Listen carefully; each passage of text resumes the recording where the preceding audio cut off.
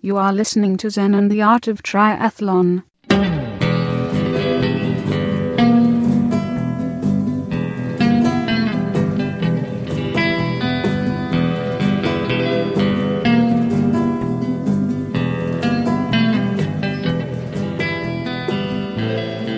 Well, hey there, all you triathlon freaks and geeks, and welcome to another great episode of Zen and the Art of Triathlon, the podcast where we go long on endurance and also throw in a little bit of Zen along the way. All right, the dust has settled. We have secret details about what happened at Kona. I've got a list of 12 things that you probably did not know that happened at Kona. And I got to tell you, I put it right at the top. Number one is, it makes my jaw drop. When I heard this, I was like, no way. And I'm going to put that right at the front. I'm not going to do the thing where it's like, and number 8 makes coaches furious. And number 6, you'll never believe. Although, I'm looking at this. Number 6 is like, wow, really? And then number 4 would make coaches furious. And, let's see, number 7, you're going to be like, WTF, mate. It's a pretty funky list. I try to get things that you probably honestly would not know. And let's see, also we're going to talk about margins. And margins is creating space. So I'm going to talk to you a little bit about how to create space and why. Just a little bit of space here and there. That's why it's called a margin, like on the edge of a page. And it's nice. Like imagine if writing in a book went all the way to the edge of the paper, all the way to the edge, both sides, top and bottom, both sides, left and right. It would be like ugly. It would be hard to read, right? So those little margins around the outside of the print is actually nice. It's usable. So we're going to talk about how to do that in your life. And also in the training log, I have some fun audio. We went and did a sprint triathlon. I acted as crew, and Emily, my lovely triathlete wife, got 4th, and I think it was 4th in her age group. And so I was just supporting, and then Kai, my now 13-year-old son, was he 12? He might have been 12. No, he might have been 13. Anyway, he was on the cusp. He won the entire juniors division, which is like 15 and under or something like that. And he led the race from the start of the swim. It's absolutely crazy how well he did, and I'm really excited about that. And I think we got a little bit of audio from him, but we have audio from the race and lots of fun like that. And then just random triathlon training tips and stuff like that mixed in with the rest of the training log. All right, let's go ahead and get down to business with the top 12 things that you didn't know that happened at Kona. Now, number 1, this is the one where I said I just could not believe this. It just came out of left field. I was listening to the Brick Sessions podcast, and they had a pro on there, William Clarke, Clarke, who was not racing Kona this year, I believe. He sat out, but he's raced it before, I think, and he's a good pro. And he said that Patrick Lange, and that's how you have to say it, Lange, that's how you say it. Patrick Lange won, by the way, which was kind of a surprise win, because everybody expected Jan Frodeno to win. But Will Clarke said that Patrick and Jan don't like each other. They actually have a beef with each other. And I was like, really? That is strange, because they both seem like nice guys and would like anybody. But apparently they have actually issues with each other. I don't know what the issues are or what that's about, and if they've gotten over it yet. But it was mind-numbing when I was like, no way. And there's something about when at the finish line video, where Lionel Sanders comes across in second. Patrick Lange, I have trouble saying that because I learned it as Lange, so I'm gonna have to do the Lange thing. When Lionel Sanders comes across the finish line, Patrick gives him a high five and grabs his fist and does this like super intense, like, yeah, like that. And he's so pumped. And then after, I thought it was kind of, it's just something about it seemed kind of weird. It should have been more like, like, good job, we did pretty good, and that kind of thing. But instead it was like this super intense, yeah. And now knowing that Jan and Patrick don't like each other, I'm thinking that, you go watch this video, see if you think the same thing, that Patrick was super excited that he and Lionel Sanders both beat Jan, which seemed to be impossible to do. And he's just super stoked about that. And that beating somebody that you don't like, that could get you to go, yeah, and get all crazy about it. So watch that footage now, knowing this. And if you don't believe me, go back and listen to the Brick Sessions podcast with Will Clark and catch what he said. It was absolutely really crazy. Okay, that was number one. Number two, the thing I thought was so funny, probably the funniest. God, there's so many funny things. But one of the funniest things is when Lionel Sanders started running. Was he in first place on the run? Hold on, sip break. He might have been in first place on the run, starting out of T2. His run form was like this. It looked like he'd been shot in the leg, and he was kind of hobbling, and one side lopes longer than the other. And I know that Lionel has bad running form, and I didn't expect it to be that bad. But then I was like, well, he did just bike 112 miles, almost all out. So yeah, okay, I could see that this is his running form at the moment, and the announcers said, "Oh no, it looks like Lionel Sanders is injured. I don't know how much longer he's going to be able to run." And no, he wasn't injured. That's just his running form. So number two is that Lionel Sanders' running form is so bad coming off the bike in this race, you've got to see it, that the commentators actually thought he was injured. And no hate or judgment towards Lionel Sanders. I'd give anything to be able to run as fast as him, no matter what the run form looks like. But it's just funny. And Lionel's always working on improving stuff. Okay, number three, when Patrick Lange is doing this absolutely gorgeous running down the Queen K and just throughout the entire run, that they got him on camera eating up the mileage. It was about like halfway through the run where they started announcing that Ferdinand is walking, Lionel Sanders is cruising, and this person's doing this and this person's doing that. But the person to watch now, it's kind of like, oh my God, is this Patrick Lange guy, who is, if he continues running at his pace, he should actually beat Lionel Sanders to the finish line. They were doing predictions. And so the camera started focusing in on this guy, Patrick Lange, in his Errol Steiner blue outfit. And he, it's just crazy. The camera's, on him pretty close. I guess they have a cyclist or something like that, right, going next to him, or a motorcycle, somebody on a motorcycle. And Patrick is just reaching into his inside of the front of his jersey and just grabbing food like it's a buffet going on inside of his kit.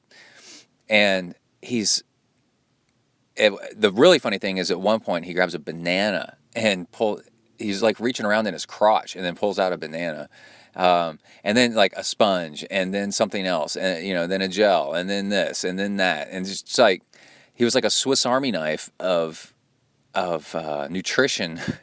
And it just random thing. Water bottle comes out of his midsection. It was absolutely crazy.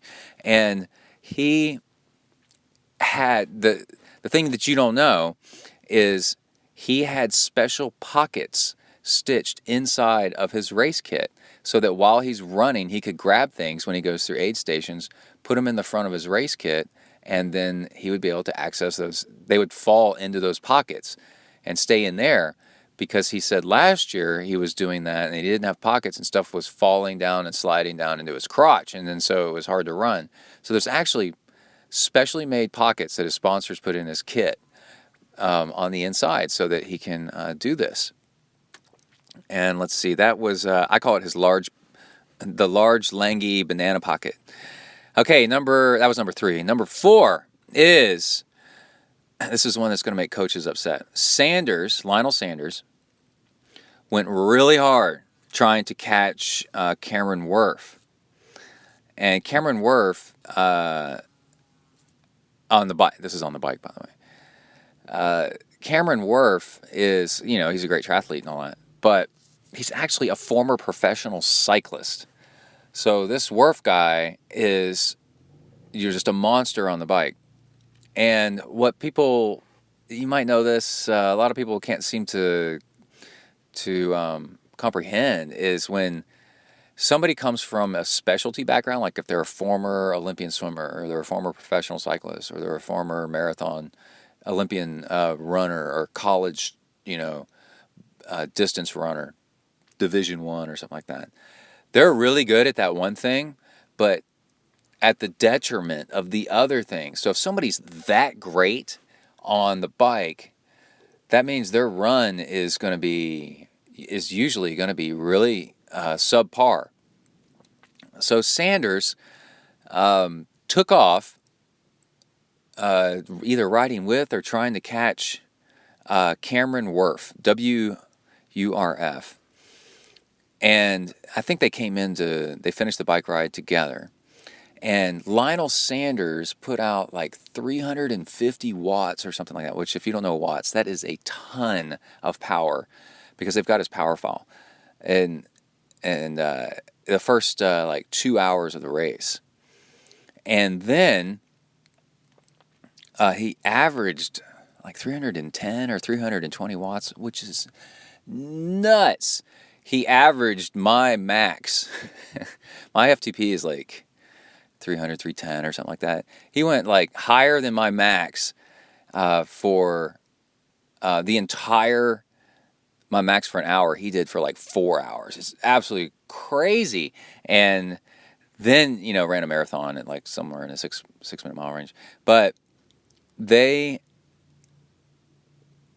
what the analysts say is he was burning all this energy and beating up his body, trying to keep up with this pro cyclist guy. And then when the pro cyclist got off the bike, and he ran an okay marathon, like a 3:20 or 3:30. But anyway, Lionel Sanders beat this guy, Cameron Wurf, overall, beat him by 25 minutes. So there was no reason to go that hard or that fast to keep up with this ex-professional cyclist. And in comparison, if you compare the bike times, Langy, the guy who ended up winning the race, biked 14 minutes slower than Lionel and Wurf. So the overall winner biked slower, and then he was able to run faster. So Lionel Sanders lost the race by about 2 minutes. And if, let's say, he had biked, let's say that he had biked about 3 minutes slower, then he probably could have run about 6 minutes faster overall. And you take the 6 minus the 3 minutes slower, 6 minutes faster minus 3 minutes slower, then you're left with a positive net of 3 minutes. He would have been 3 minutes faster overall. 3 minutes faster overall would have put him a minute ahead of Patrick Lange. So, yeah, he number 4 is Sanders overbiked, and he if he biked a little bit slower, he might have won it. But he was trying to keep up with a professional cyclist, which is a mistake that a lot of us made. I come from a swimming background, and for years I would try to do really well on the swim, and then I would do really poorly. By the time the run came around, I was blown out. And so I started, matching, not trying as hard on the swim, and then I'd have a better bike, and then I'd have a much better run, right? You want to be even across the board. Okay, so number 5, second place female. Her name is Lucy Charles. She comes from a swimming background. Did you know that she is only 24 years old, which is absolutely crazy? That means next year when she's 25, and she has a real strong chance at winning it, because the Daniela Reef can only be at the top for so long before she either gets burned out or just wants to do something else. Lucy Charles was right behind her, and only 24 years old is just astounding that somebody that young has, and I think it was like her second or third Ironman ever or something. Anyway, that's number 5, about how young she is. Number 6, Patrick Lange, again, could, and I'm going to say could, not should, but could have been disqualified for showing his sternum, for having his jersey unzipped past the middle of his chest. So he's doing all this reaching in and out of his jersey to grab water and fuel and all this other stuff. That's technically grounds for a time penalty and or a disqualification. And it's on video, and he did it a lot, like the entire run, I think. And I'm not judging, I would have too. But it is technically against the rules, and it's just a thing. It's just a thing that's interesting to know, that sometimes people enforce the rules and sometimes they don't. And it's frustrating to some athletes. I know, like Jesse Thomas and stuff, like duct taped the front of his jersey together so he couldn't get penalized for it at a different race. And so the efforts that some people go to keep their jersey together in the front, and Patrick Lange is just running with his jersey unzipped further, full bore, full on camera, and no one did anything, because he's potentially going to win. And it's bizarre. And it goes right in there with the one where Lance Armstrong won a race or something. It was either Galveston 70.3 or something like that, with his helmet unbuckled. And people are like, well, he should be disqualified. He had his helmet unbuckled. And the officials were like, nah, we're all right with it. So it all depends on, that's a very personal issue. And it really just goes to show you, how you feel about the rules of everything and how you feel about Patrick. Okay, that was number 6. Number 7 is Jesse Thomas, who is Picky Bars fame, wears aviators a lot fame. And I really like this guy a lot. I think he's super cool.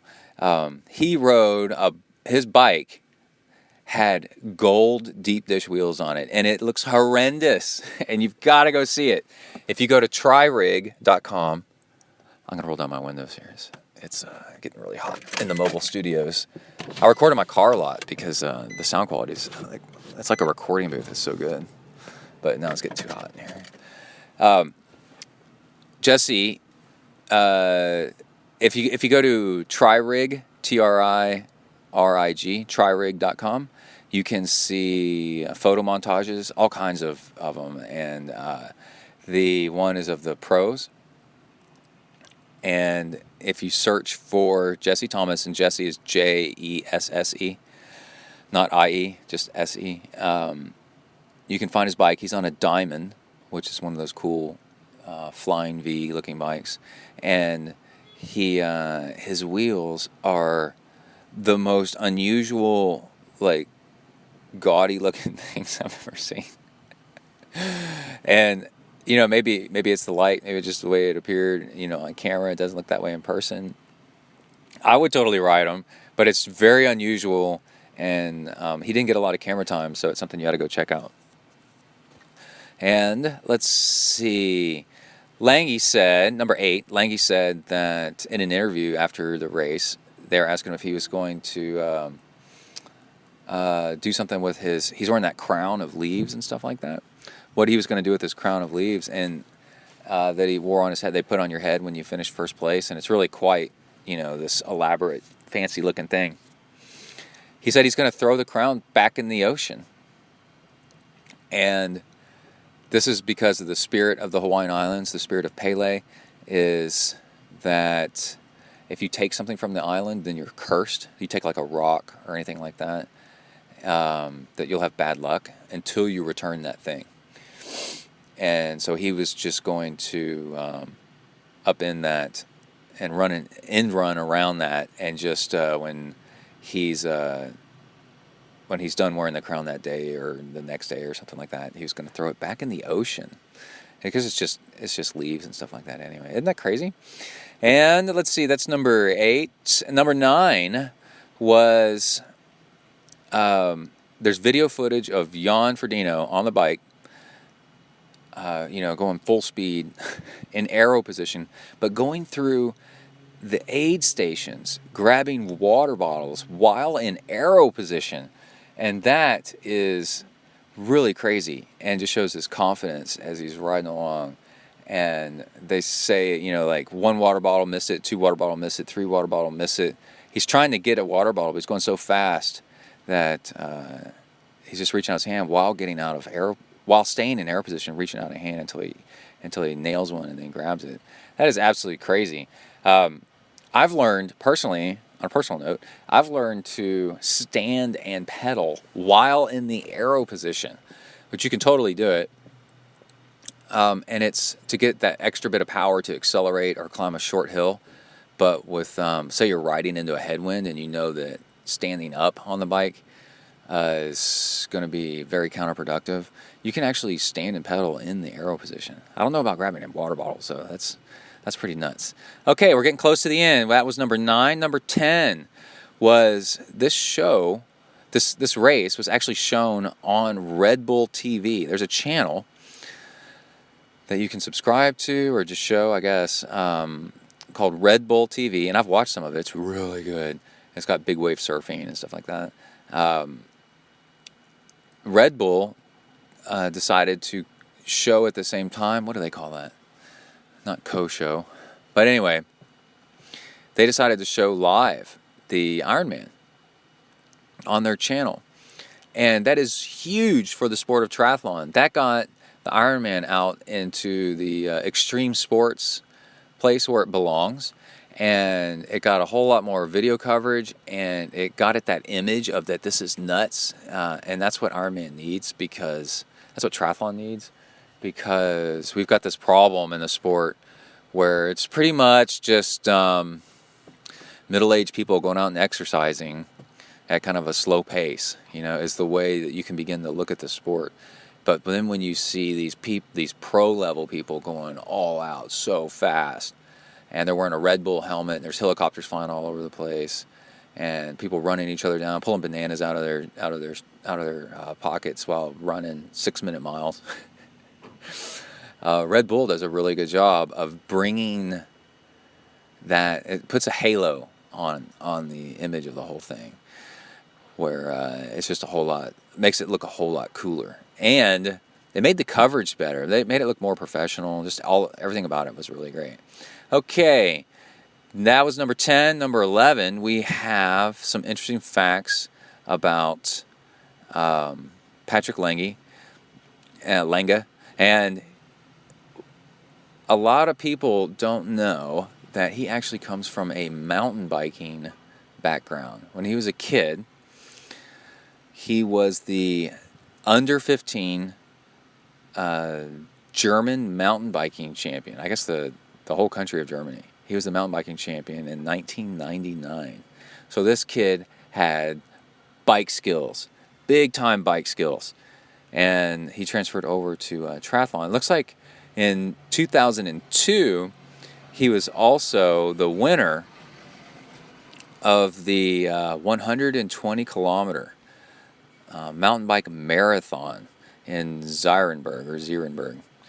So this guy has been doing triathlon at or at least mountain biking and other stuff, at a really, really high level since he was a kid.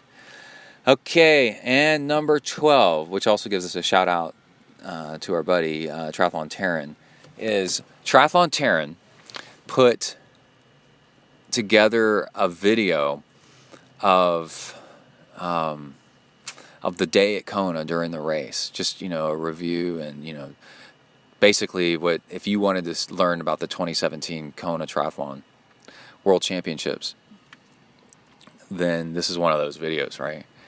And it is so good, so well put together, that even amongst the trolls on YouTube, most of the comments, if not all, on his on Reddit and on his channel about this video were like, oh my God, this is so much better than any other video that I've seen about Ironman. It's like one of the best videos out there. So number 12 is, there is a non-Ironman brand video about Ironman World Championships in Hawaii that is a must-see because it is so good. And lucky for us, it's our buddy Triathlon Terrence. And I loved it. It was really, really great. So check that out. And don't forget that Triathlon Taryn is also a podcast now with his wife, and a really good podcast. It's totally different than the videos, like the YouTube videos. Most of his YouTube videos are kind of like kind of jump cut and funny and hop over here, check this out, and hop over there. It's made just perfectly for us ADD generation types. And then real, short, quick videos. But the podcast is like this slow burn, and you really go deep into long topics, just like this show. And so I really, really like it, and I want you to go check it out. And that's our buddy Triathlon Taryn. All right, let's take a break, and then we're gonna get into the margins. Here we go. Polka Dotted, King of the Mountain! Let's go, King of the Mountain! Come on, let's go! He doesn't know what it is. He doesn't know what that means.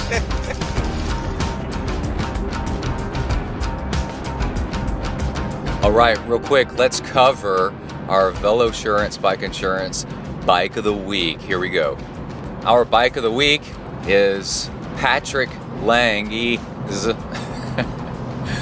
his Canyon Speed Max, Canyon's triathlon bike. This is a beautiful, beautiful bike.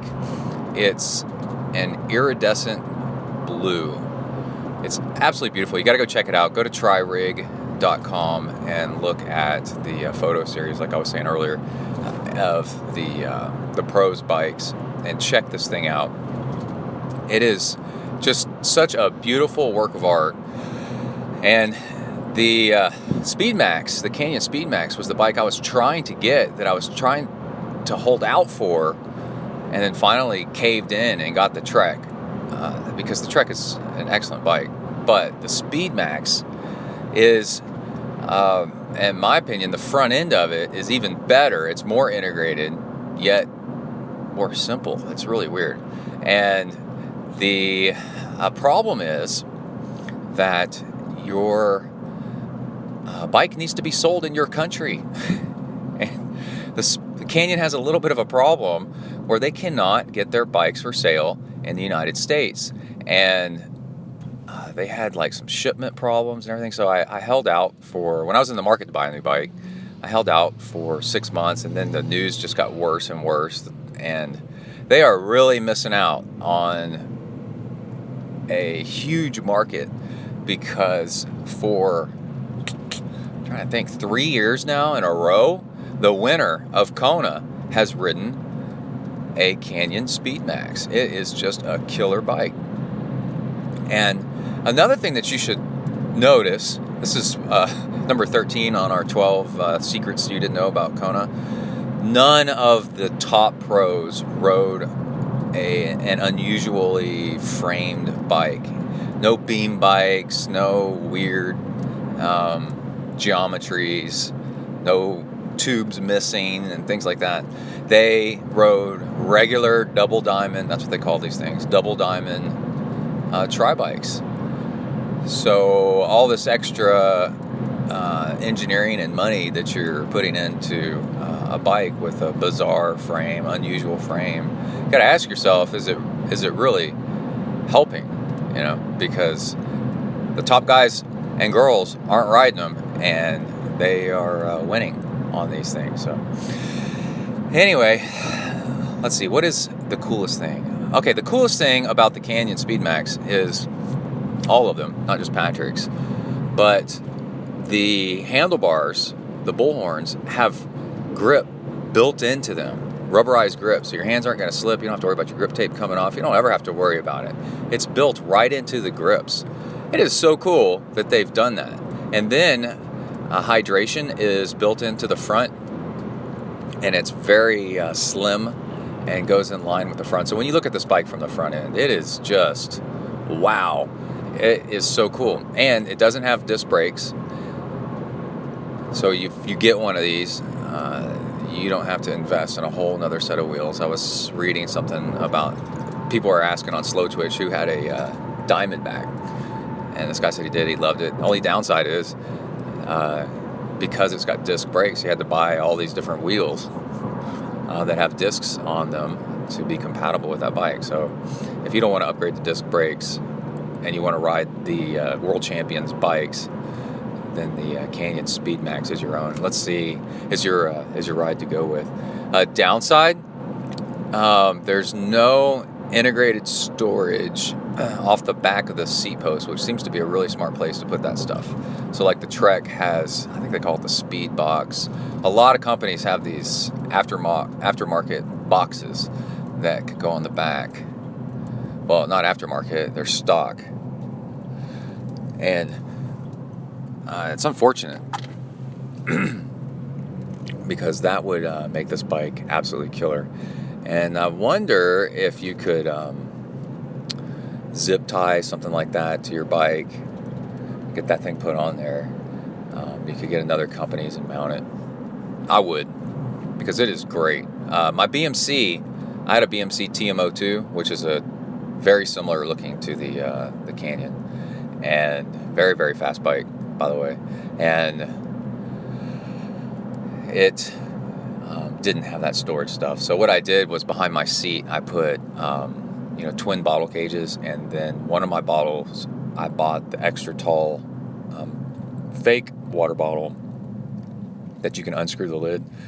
And I forgot who makes it. Maybe several companies make them now. And in that I put all kinds of tire change kit. So it was up behind my butt. Let's see, what else about the Canyon? I don't know if they sell all of them. Like, not all of them, but if you can get the one you want in blue as well. Oh, I know the big thing about Canyon. This is what I was digging around for. Canyon is unusual in that it's a direct-to-consumer brand.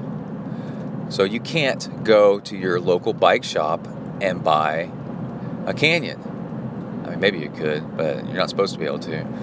You have to order it from Canyon. And I think this is part of their problem breaking into the U.S. market, is there's some kind of regulations and stuff that maybe bike shops and bike companies are fighting against them. But you order a Canyon, and then it shows up at your door. And then you have to assemble it, or you can take it to the bike shop and they assemble it. And yeah, I don't know. That's both good and bad. Your bike shop is a hub of what's going on in cycling. It gets everybody going in cycling, from little kids on up. And you start cutting them out of the loop, and they start disappearing. So bike shops need to be smarter with this going on, but also, it's the bike you want. It's the best bike out there. You should be able to buy it, So it's kind of that gray area where not knowing the right answer kind of just shows who you are and what your priorities are when the path isn't all that clear. But you can still go check out the bike that he rode. He rode Swiss Side Wheels, which is a very good wheel company. and I think he rode an 808 on the front, an 800. That's a deep dish front wheel, so that's a lot of needing bike control, and maybe that's his mountain biking background that allowed him to do that. And European riders do lots of riding in crazy conditions, and they don't have as aggressive drivers, I think, in the continental Europe to run them off the road, so they get more practice. Out there in the wild conditions, they're celebrated as heroes, professional cyclists in their culture. And yeah, so that's it. All right, so go check that out on tririg.com. And also check out Velosurance Bike Insurance. They are the company that you want to go to if you have high dollar bikes. You spend more on your bike probably than you did your first car, and you're definitely putting more hours in it, on it, and a lot of insurance that you would think covers your bike does not cover your bike. And it's especially, I was about to say specially, it especially doesn't cover your bike when you're traveling, when you're shipping it, when you're flying with it. You can get versions of Velosurance that you can cover your bike when you're out of the country. What happens when somebody steals your bike? You go park it somewhere, and then somebody steals it. You come out of Freebird's World Burrito, and your bike's missing. You throw your burrito against the wall, and you go, Stella, damn it! And your bike's gone. So you don't want that. Contact Velosurance. Velosurance.com, but their email address is Dave. Tell Dave Brett sent you. Dave's not here. Tell Dave that Brett sent you, Brett from ZenTri, Dave@velosurance.com. He wants to talk to you. I'm pointing at the mic right now. You, about helping you insure your bike so you don't have to worry about it being stolen or crashed and then wrecked, and then you don't have a bike for months and months and months while you're trying to save up for a new one. The out-of-pocket to replace a bike is just crazy. All right, that is our bike of the week. And let's go ahead and get started with some margins. Here we go. All right, let's cover our Zen topic of the week. And this one is the beauty of margins. So margins is where you create a little bit of space. You don't even have to create it. You just have to allow it to happen. And what's going on is in America, Western culture, we're so focused on productivity and getting more and more and more done, and it's really out of balance. And actually there was an article very recently about lagom, Lagom, and it's about balance. It's a Swedish concept of balance. And if you Google that, it's a really good read, and it is something I've never heard of before. And it's all about trying to find the middle path, and it's just fascinating that it's such a Zen thing. Zen Buddhism is, and that's what Zen is an offshoot of. It's a type of Buddhism, is all about the middle path, about avoiding extremes. And well, that's what balance is, and that's what this Swedish culture concept of lagom, I think I'm saying it right, or lagom, is all about. And one way to help achieve that is to remember about the utility and the benefit of these margins. So at the beginning of the show, I mentioned something about, imagine somebody writing a book and the page was filled edge to edge, each page, with the text, top to bottom, edge to edge, no margins. And it would be annoying, and it would be frustrating, and it would create anxiety. If the every letter went right up to the edge, it would make you fear that something was bleeding over, and you'd constantly be turning over the page. Did it go over? You'd have nothing to hold on to on the sides, and a little bit of margin is actually a really nice thing. And if you've jammed your day full of tasks down to the minute, then you've created a whole bunch of anxiety because you've created opportunities for failure. You have no buffer. And you're bound to have just endless little failures here and there, and that creates anxiety and stress. And stress, your body can't tell the difference in stress between a lion chasing after you and words going all the way up to the page, edge of the page, or being late for a dentist appointment because you didn't leave work early to create enough margin, and now there's a traffic jam, and now I'm ripping out my hair. I hate where I live, and what am I doing with my life? I just want to go run. So I've got some tips for you, along with a little bit more explanation. But a coworker of mine told me something that she was doing that I thought was so cool, because I create space every day, whenever I can, just a few minutes, where I sit down and I just kind of visualize what I'm supposed to be doing next. Before I started recording this, I visualized what I'm supposed to be doing next. I'll create a little list, and I'll put down the items, very relaxed. I use DynaList, D-Y-N-A, DynaList.io, and it's a super easy list creator. And just putting things down forces you to actually think things out a little bit. I'll just sit down, and one of my daily tasks is to plan out the day.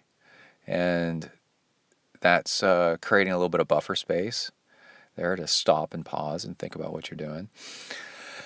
And this coworker of mine said that she said something about that she'd been waiting out in the parking lot. Was new at the time, and didn't have a key to the building.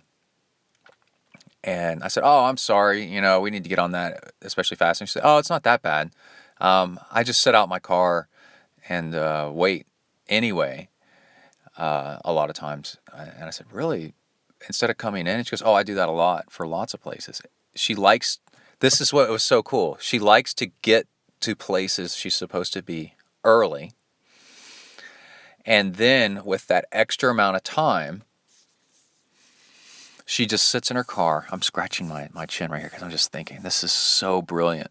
She sits in her car and just thinks. So she's created a few minutes of buffer or more, maybe 10 minutes. And then she sits in there and thinks about what she's going to be doing next. And man, you're creating shower thoughts. Where you're sitting in the shower, you're like, "Oh, I should do this. Oh, I should do that." Well, the reason you're doing that in the shower is because you've got nothing else to do except for wash your hair. So you're just sitting there and other thoughts come to your mind. So imagine getting places a little bit early and then just sitting there and waiting for ideas to come to your mind, and then you can write them down because you've got the time, which is huge. So a lot of what we're talking about today is margins as time, so that you have clarity and you're relaxed. And the whole thing where you visualize how the next big thing, the rest of your day is going to go, or that next big important thing, you visualize yourself doing it, and then you're like, okay, so I put on this, I'll visualize my run, and I'm like, da-da-da-da-da, okay, and I'm going to go, oh, crap, I haven't filled up my water bottles yet for my run. Okay. And then I visualize myself going, you know what? I don't know if I've charged my watch. Now, if I scheduled everything right up to the minute, then those two things I never would have thought of because I'm too busy, because I haven't cut the other things a little bit short so that I've got some margin. And I had been doing the thing where I try to get to swimming early, so I have a few minutes to sit in the car and I visualize my swim. And how my swim's going to go, and what is my purpose for the swim so that I have a good swim.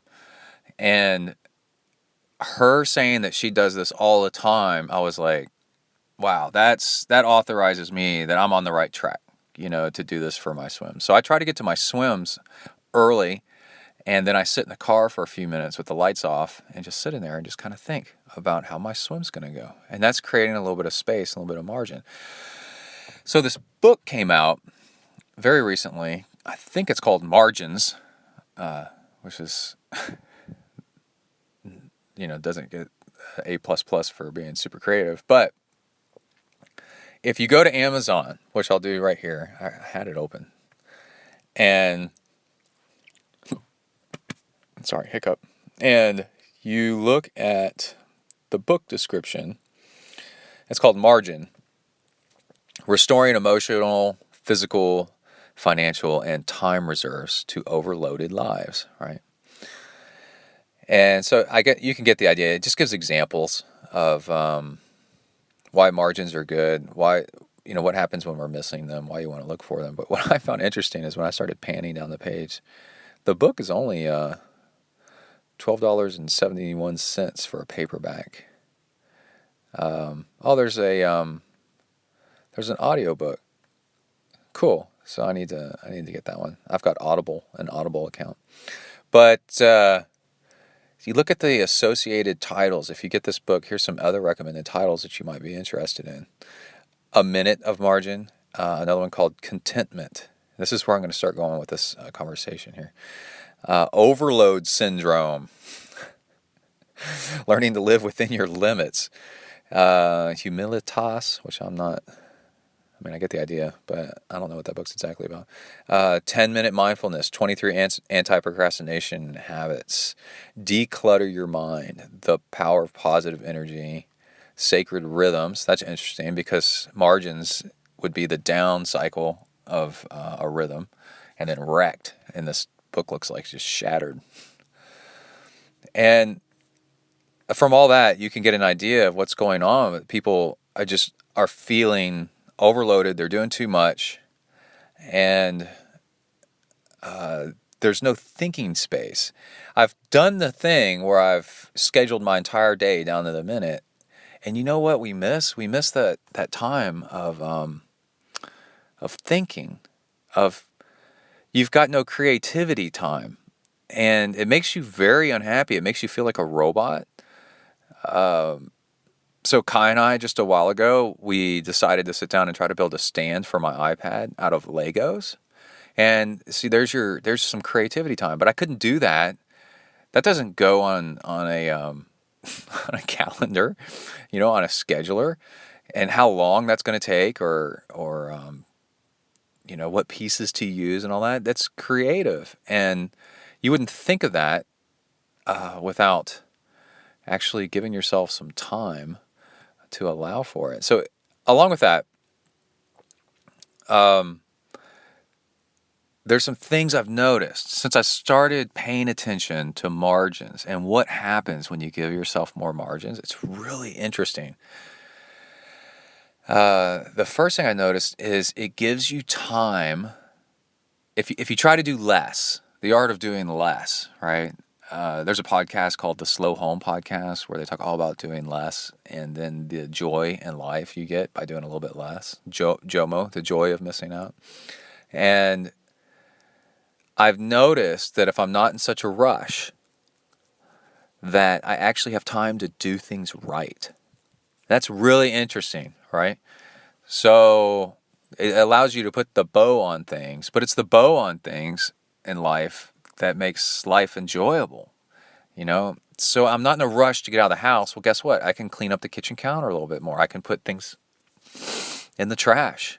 I can swing by the recycling bin on the way out of the house and throw that extra recycling stuff out, and that makes you feel good. I can put my my shirt that I got out but then never wore. I can hang it back up.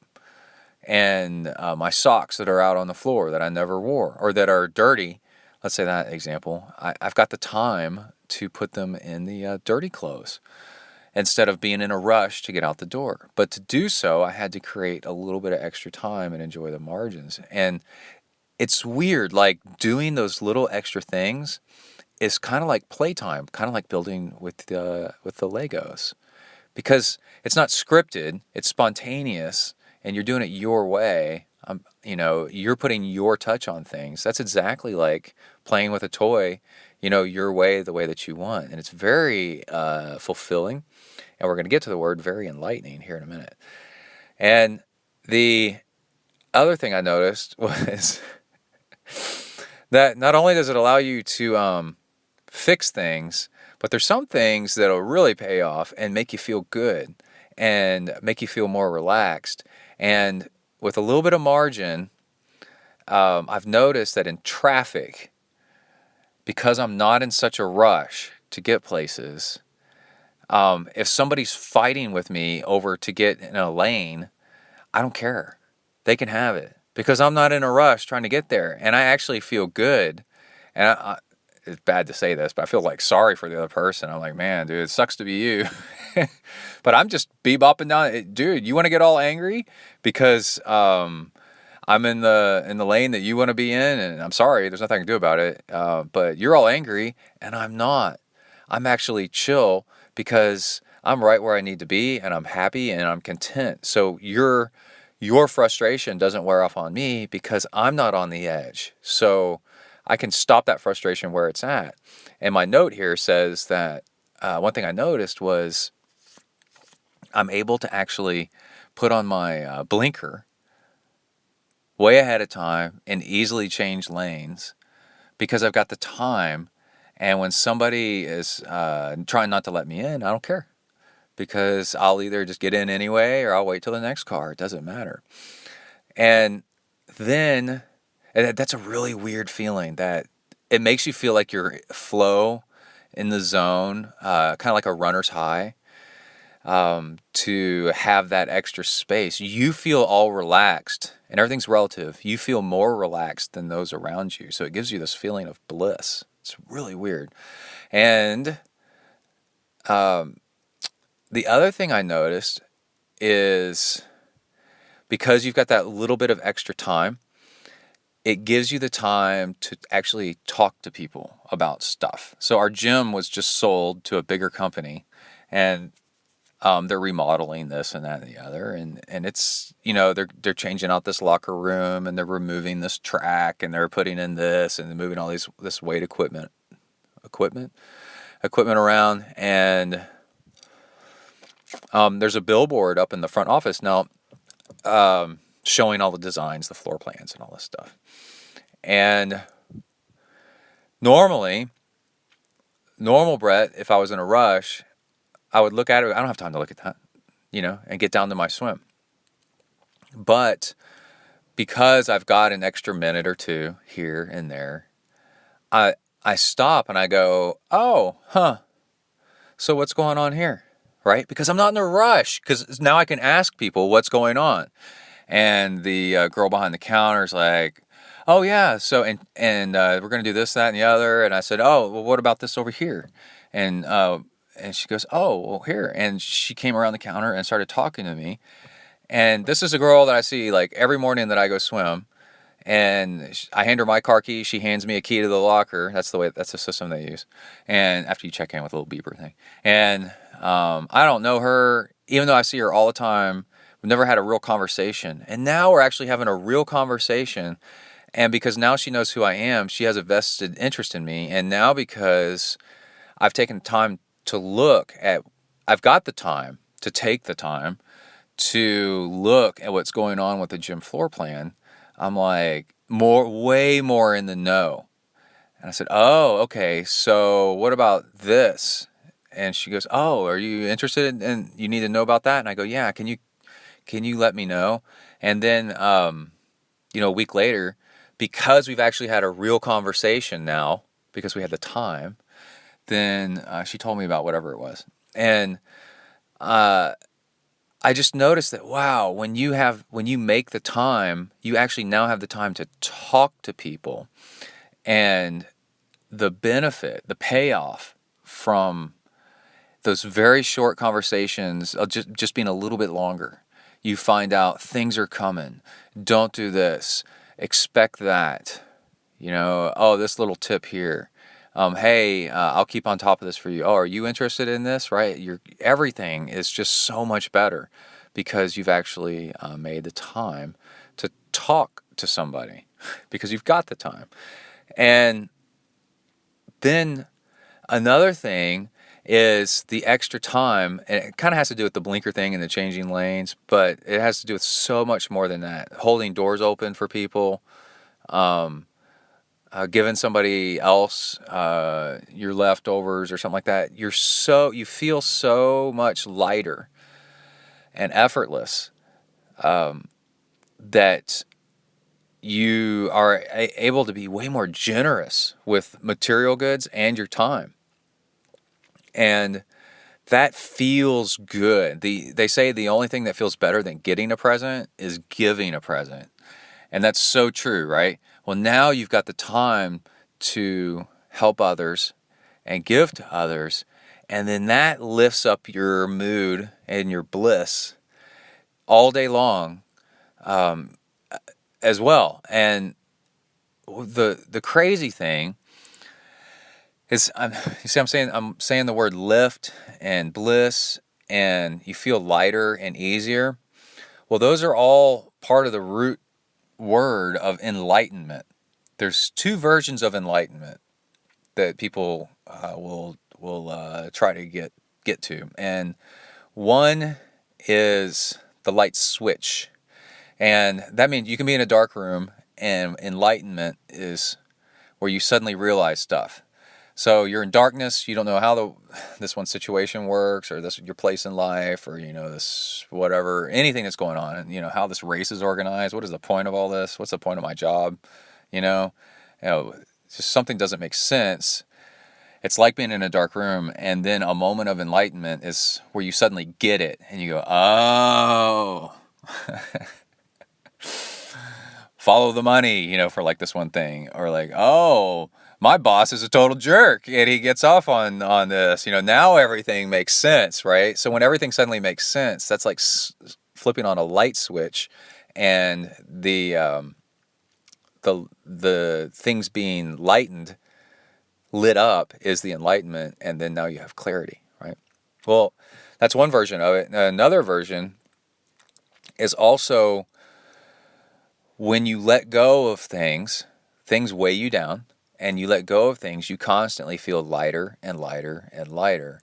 And this margins, it's not a theory, it's definitely a real thing.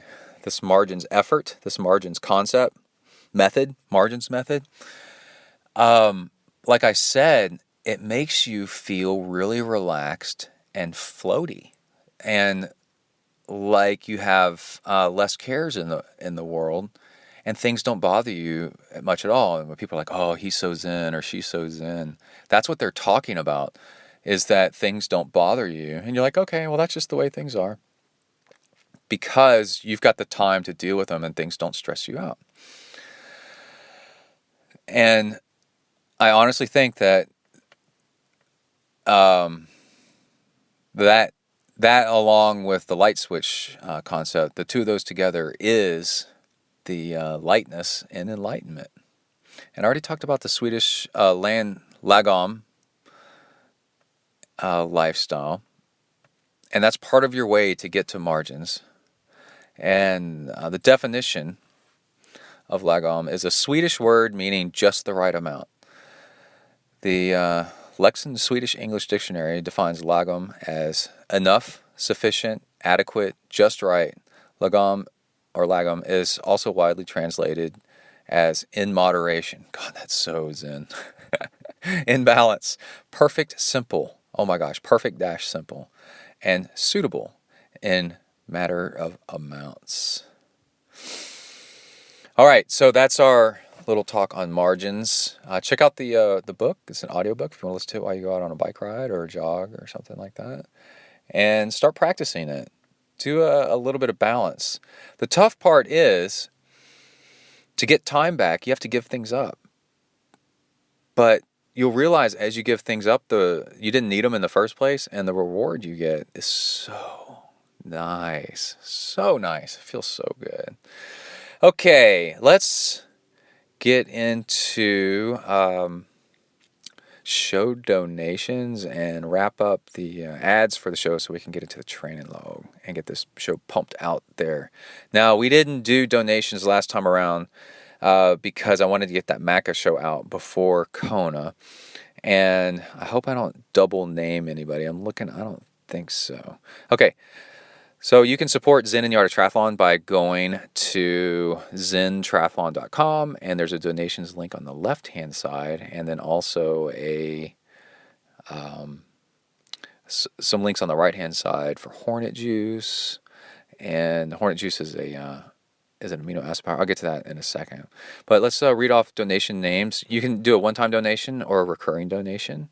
either is awesome. I get your email address, so you can always ask me questions. And also, I read your name out on the show as a supporter. And these shows take so much work to put out. So it's greatly appreciated to help out with the cost. So we have a donation from Houston Marsh, which I met in Canada. What's up, dude? And Rick Foster, Michael Radagna, Derek Reddle. He's a new one. I hope I said your last name right. Brett, the coolest first name in triathlon, Hoyer. Simon Wright, Justice Phillips, William Smith, Carson Marston, and Jonathan Woodman. Martin Van Den Inden, Hun Chu, John Mulan, David Williams, who I don't think is one of my best friends from high school. That guy was crazy. Favia, Katie Joe Favia, Peter Salzen, what's up, dude? Tanya Roy, Matt Heinz, Michael Wilkinson, Allison Frutos, and Matthew Froese. Oh man, I was riding Zwift today, and they've got a new section open. God, it takes like 20, 30 minutes to ride. It's this jungle section after a huge climb to get up in there. And somebody gave me a thumbs up, and they said they love the podcast. And I didn't catch the name because I'm also watching at the same time on YouTube. What was I watching? Something to make the time go by. Oh my gosh, the video of this guy doing the Moab 240. It's a 240 mile, it's actually 238, trail run. It's like the longest trail run yet. And 90 people finished out of like 100 something starters. So it's really good results. And a woman won the whole thing by 10 hours. And she's so famous for doing this. She's been on the Joe Rogan podcast. And we're going to see a huge explosion in ultra running if Joe Rogan keeps promoting this sport. Born to Run caused a huge explosion. And now we're going to see these guys all try to be badass. Then they're going to realize it takes getting a little bit skinnier and, years of running to get up to that point, and then they'll probably just not ever do it. It takes a long time to be good at ultra running. Okay, then let's see. Let's mention some other sponsors. I swear we got a whole lot of training log coming up with some fun stuff, so stick with me. Salt Stick. So I did back-to-back workouts today, and back-to-back workouts yesterday and today. I did 3 hours yesterday, 3 hours today. Both of them were a 2-hour bike ride followed by a 1-hour brick run right off the bike. I made the mistake today of not telling Emily that to leave my run stuff alone. So I got off the bike and all my run stuff's put away. I'm like, God damn it. That's a recurring theme in the show is a lot of I've nailed down triathlon training so well. And my only thing left that is still something else outside of my control, that's somebody else or my environment's doing that I haven't mastered yet, is Emily putting away my gear and then I have to get it all out again. She put away my fuel. She put away everything. So I had to, I'm supposed to get off the bike and go run. Now I've got to make fuel. I got to get out my running belt, my running shoes, my visor, my running shorts, just on and on. I'm like, and it's all put away, Anyway, one thing that was easy to get to, because I have it right in the pantry, is Salt Stick caps. And I love these things. They are exactly the right amount for 1 hour. One cap is like perfect for a 1 hour workout for me. And they also have all these other electrolytes in them. They sampled people of what they're actually sweating out. And so these have exactly what you sweat out in them. So I'm talking about the magnesium, the potassium, all that other stuff. And so it's the exact same mineral profile of what you sweat out. And this stuff is so perfect that, and it's so easy. You can either take an entire pill or you can break open a pill and break it into your fuel ahead of time. That's what I like to do. I make a bottle per hour of my fuel, and I nailed it. And I was so excited because getting my run back on track, which is really working out really well. I'm running it almost as fast as I used to run, and I'm doing back-to-back days. 3 hours at a pop, which is good for half Ironman, and running almost the exact same speed. I biked a little bit faster on day 2, ran a tiny bit a little slower, but Salt Stick is part of the formula. And if you finish a workout and you're craving all kinds of salty foods and stuff, you're not taking in enough sodium. You're craving chips and French fries and like greasy, salty meat, like hamburgers and stuff. That's a symptom that you're not getting enough sodium in. So you can get more sodium, more electrolytes in a very easy, very smart package by contacting Salt Stick. And you go to their website. Go to saltstick.com/ZenTri, and it'll ask you a password because that's his top secret site. And in there, the password is ZenTri. And then you get 25% off your order. That's so cool. So get all your Salt Stick stuff there. I love their chewable. They have like citrus flavored chewable stuff, which is so good. Sometimes I eat them like candy. I'm a bad guy. I was about to say I'm a bad boy. I'm not a boy. I'm a grown-ass man, and I can eat as much salt as I want. But anyway, I love the chewables. And again, 25% off.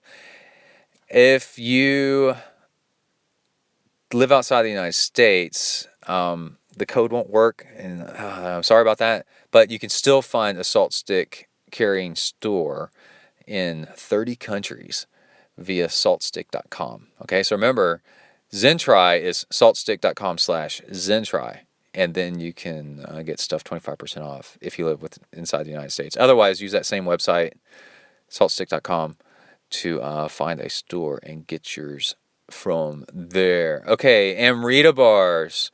Amrita is super duper awesome fuel.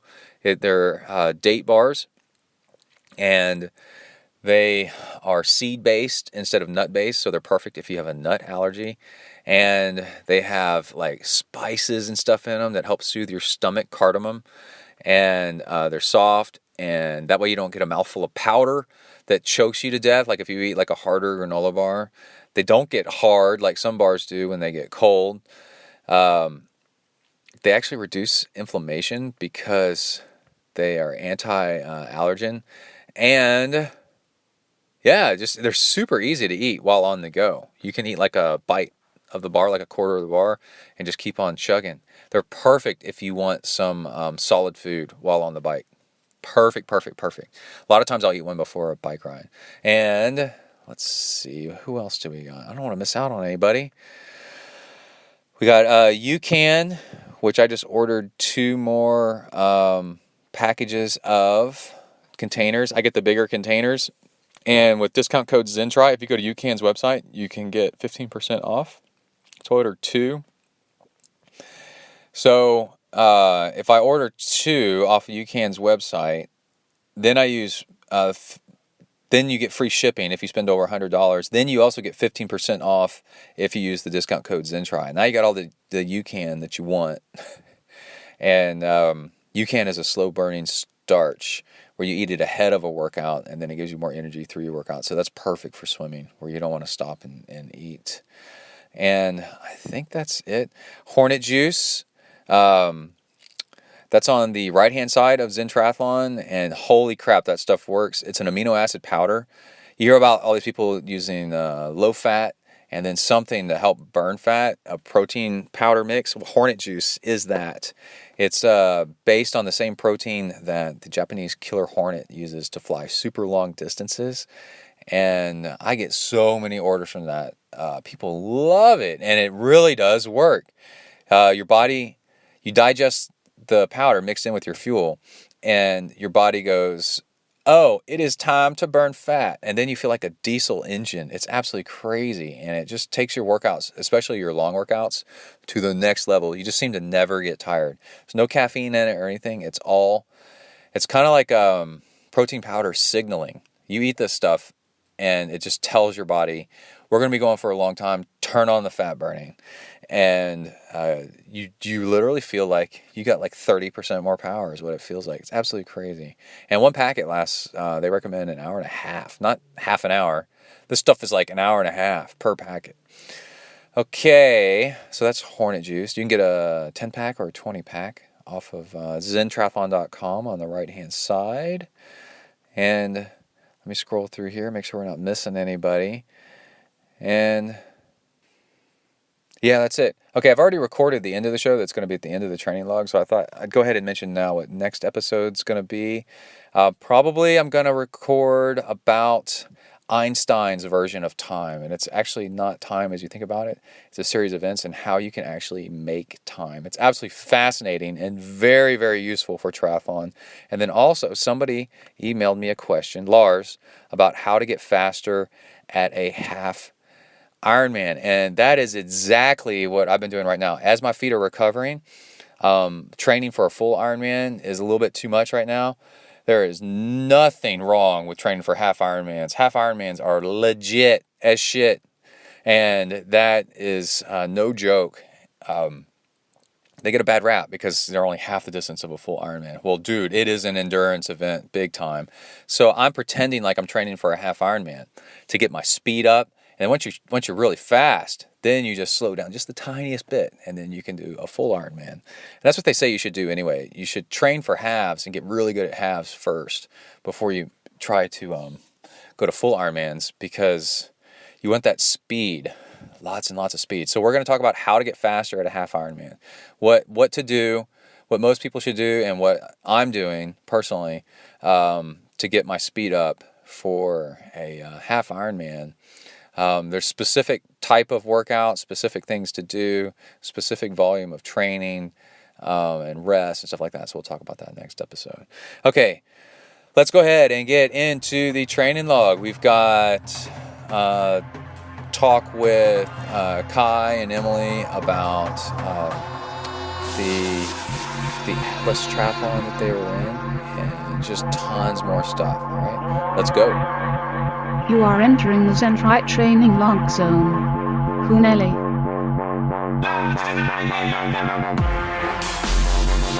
Hi everybody, my name is Brett. I'm a triathlete.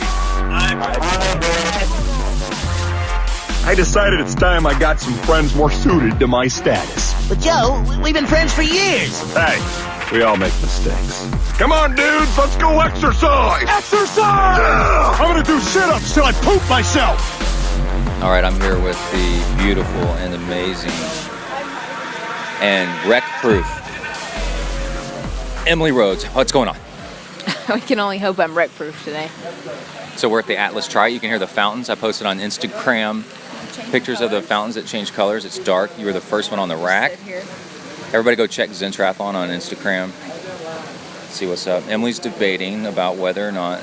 No, I know what I want to do. I'm just being told. I got a mosquito or two on whether or not to wear gloves on the bike. It's a sprint triathlon, and I'm like, of course, I'm like, no. But then you're like, well, to you, you need to... We're arguing over wearing bike gloves. I'm interviewing her.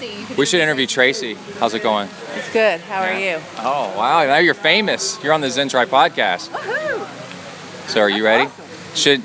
Should Emily wear her gloves? Yes, she should, because I'm wearing mine.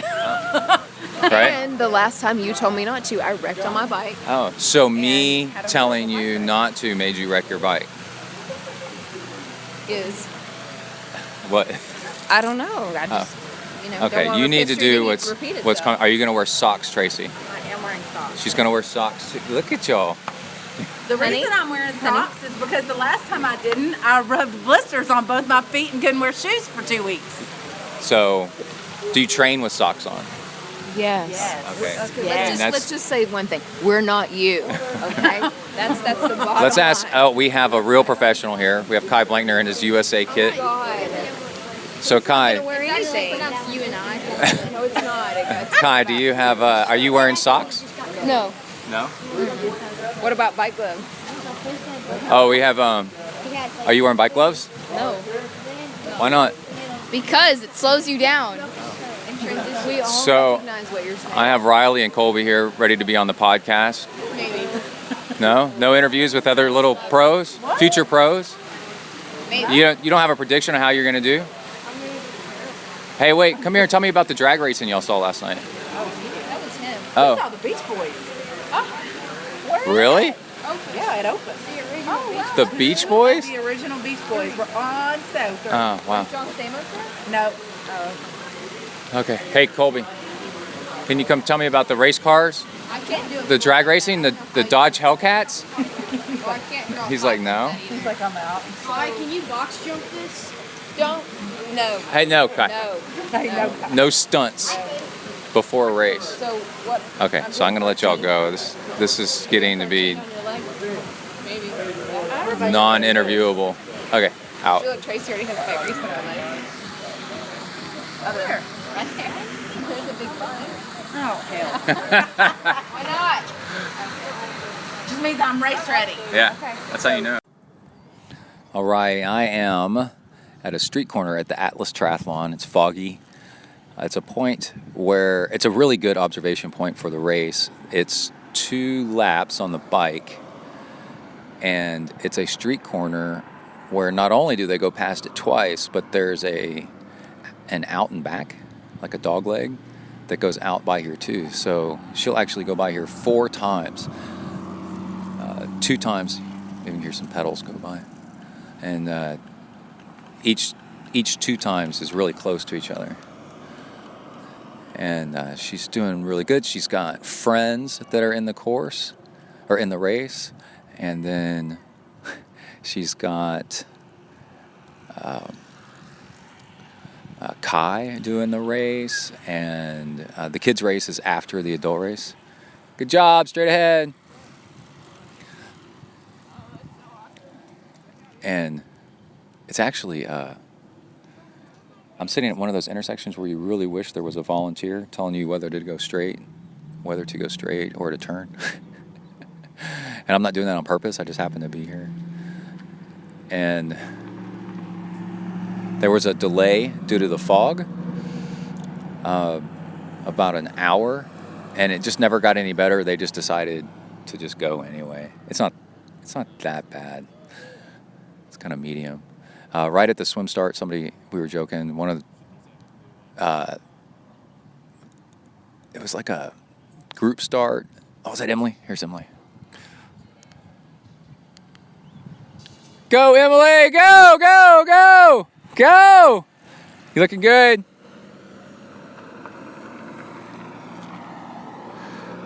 Okay.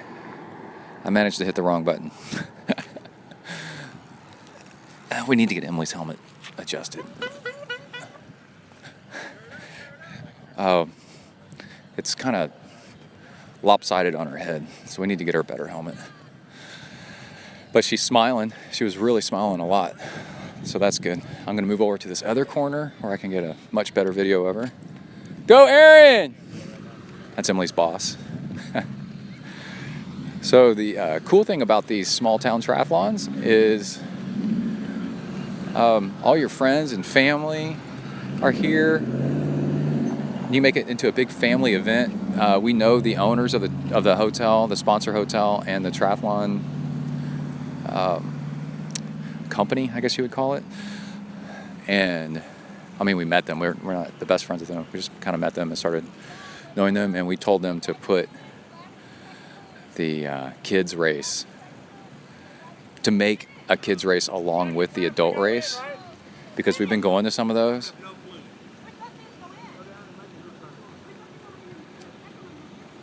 No, but you still got to do that. You still got to do that. And then you come back and then finish. All the way, all the way, all the way. This isn't the turn off yet. For the second one? No, it's not. For the first one? No. Keep going.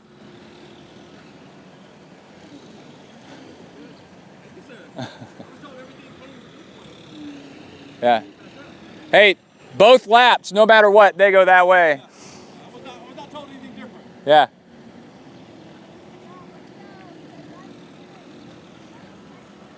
We almost had some accidental course cutters, like we were talking about with the race layout. Okay, they're messing me up. I need to be taking video of Emily when she comes through.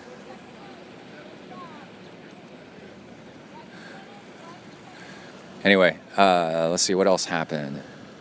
Cheering for Emily.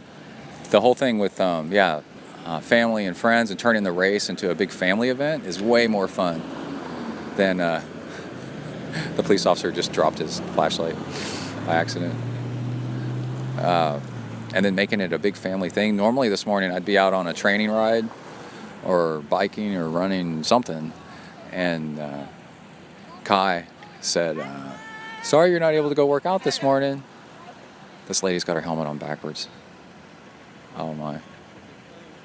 Well, I guess you're going to get that at a sprint try. And and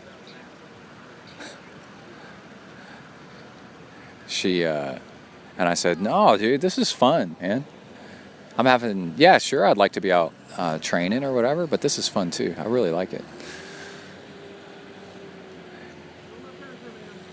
Let's see if we can get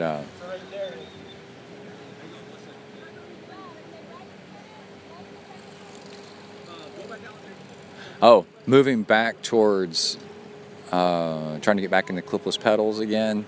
I bought a pair of road cycling shoes on sale. Specialized body geometry version. They're silver. They're the ones with the ratchet on the side, not the boa twist style, but just a ratchet on the side. And trying them out. They don't fit perfectly well. I have a real high tendon in the front of my foot that connects to my shin bone, and it bothers me to have shoes. I have to have them super open at the top, and these won't because the ratchet's only so long. But otherwise, I was really impressed. Oh, the trick was, I always talk about one thing at a time, one little thing at a time. And I've been riding with flat pedals to help my feet recover from plantar fasciitis, because then you can get the pedal under your arch, and that helps you helps your arches heal instead of way out in front and leveraging your arch, which tears them up. So one pedal yesterday, one pedal flat on the right foot, and then one pedal clipless on the left foot. And I'm indoors, so I don't really care what it looks like. Even if I was riding outdoors, I wouldn't care. And along with that, my power numbers are looking really good. After warming up, after about 10-15 minutes in, the rest of the hour, my average was like 260 watts, 261 or something like that, which is really high and then a heart rate of like around 130, let's say 128, 130, maybe 131. And riding around on Zwift, and one of the ladies I coach, I got her going on Zwift, and the selling point is in Zwift there's 5, 10, 20. Go, baby, go! Go! You got it. Now on to the run.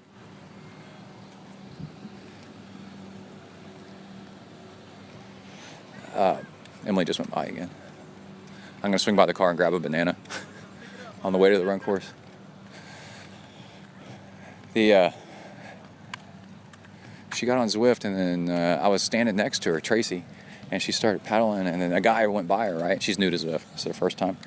And she said, "Hey, who is that? That mother trucker's passing me." Like that. I said, "Yeah, this thing will work." It's a really good training environment. In fact, it's so good you have to be careful or you'll overtrain yourself and get too sore. So you can't. Your bike you'll stop improving on the bike, maybe even plateau or unimprove on the bike, and you'll be too sore to run and run well if you get all caught up in Zwift. So you kind of have to be careful with Zwift and dose yourself with it until you get over the competitiveness, until it doesn't bother you anymore that somebody's passing you, which can take a little while. It took me a few weeks probably. And then this morning she was telling me her son got on Zwift, got an account and was riding, and he's like, "There's a volcano in there."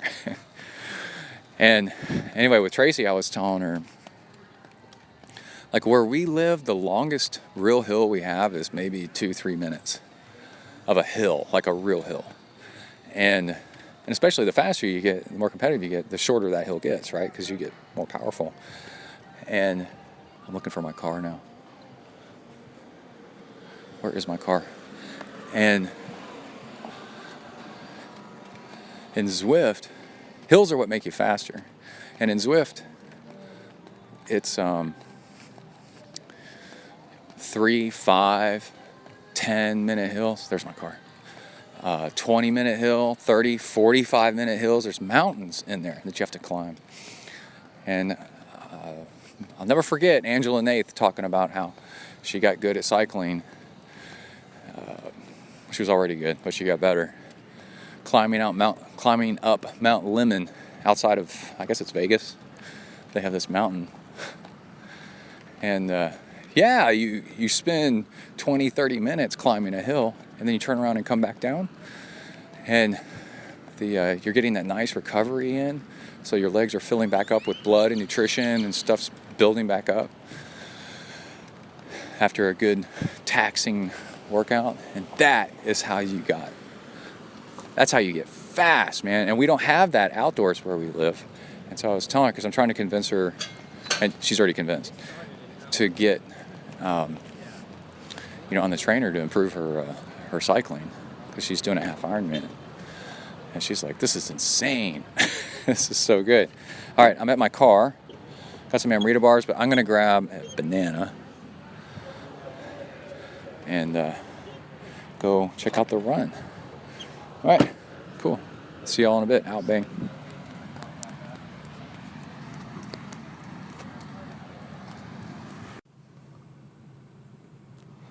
All right, we are in the ZenTri mobile studios. You can tell by the pause there, I'm actually a little bit tired and trying to catch my breath a little bit. I went through my morning swim after a big weekend of training, and then I realized my weekend wasn't all that big of training because we had triathlon stuff all weekend with other people. And I'm going around a corner and stuff's rolling around in the back of my car. But I was out in the heat and got a little bit dehydrated. And then actually got quite a bit dehydrated. And what happened is, let's see, Kai and Emily's race on Saturday morning. And that was warm. And even though I was support crew, and they had free beer, so I had a couple of beers, but kind of like a beer and a half probably. And Emily got fourth and Kai got first. Maybe people are asking for an interview with Kai.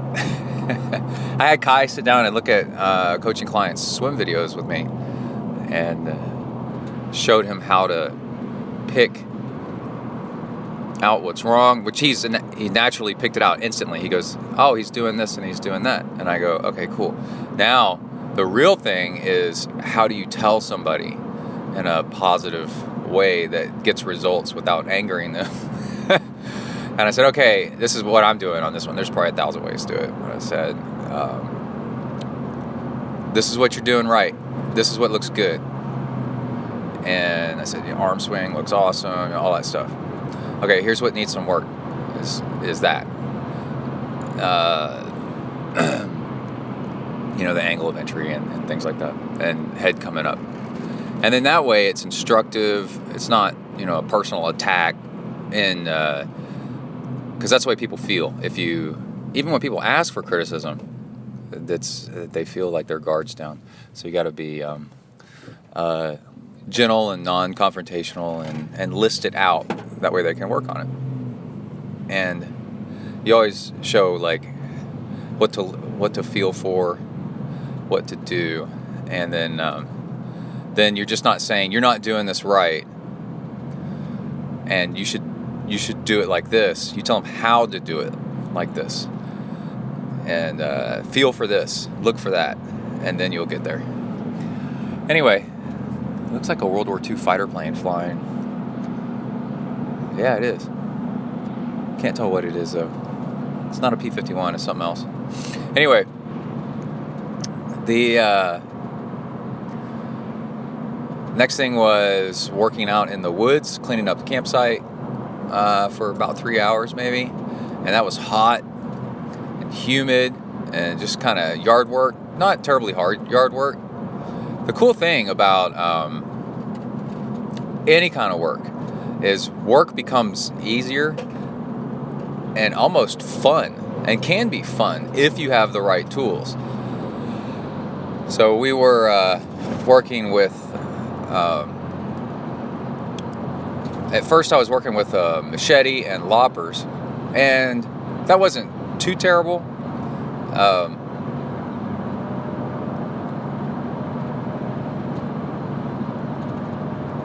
Oh man, I got somebody trying to cut in front of me. Make you work for it, buddy, if you're going to be rude. Anyway, then somebody showed up with a gas-powered weed eater. And I was like, oh man, this is going to be fun. And I've never used a gas-powered weed eater before. I always used electric ones. So I had to learn. I got an opportunity to learn something cool. Now, I did grow up doing gas-powered lawnmowers. So we were trying to start it, and it wouldn't start up right. But I'm like, just give it some time. Pump some gas into it with the little thumb pump thing. And then somebody mentioned, oh yeah, did you try the choke? And I was like, oh yeah, there's choke settings. And that was really nice, like getting that thing fired up. And then the vibration from it when I was done, I used it for an hour or so, made my fingers tingle, numb, weird. Like, it was really weird. And I was like, I'm expecting this to go away. And, but anyway, then after that, got home and had dinner and kind of lazed around a little bit. Oh, watched the end of Ironman Hawaii, which was just freaking crazy. Like the best racing in a long time. It was really, really, really good for the guys. And then I needed to go outside for a run before it got too late, so I didn't catch the girls' ending. But that was, I don't know how close the girls' ending was, because I didn't watch it, because I couldn't watch it because I needed to go out for a run, and that was all going on at the same time. And that was just really cool. And then, but running, it was still hot Saturday night, so I got up Sunday morning and decided, I looked at the weather forecast and it said it's going to be cooler and overcast, like 70 something. And I was like, oh, okay. Well, since it's going to be cooler, I can bike on the trainer 2 hours and then run an hour, and I can run outside. Because usually I've been flipping that because I want to run earlier while it's still cooler. But if we, and then do a reverse brick. But if it's going to be cooler, then I can do my run outside after my bike ride, as is proper in triathlon. And so I did 2 hours on the bike inside, and with some bike position changes I've been doing and getting more, opening up my hips and finding a better, more relaxed position, and the higher cadence work I've been doing, I'm just getting a huge payoff. I averaged 251, 252, 255 or something like that watts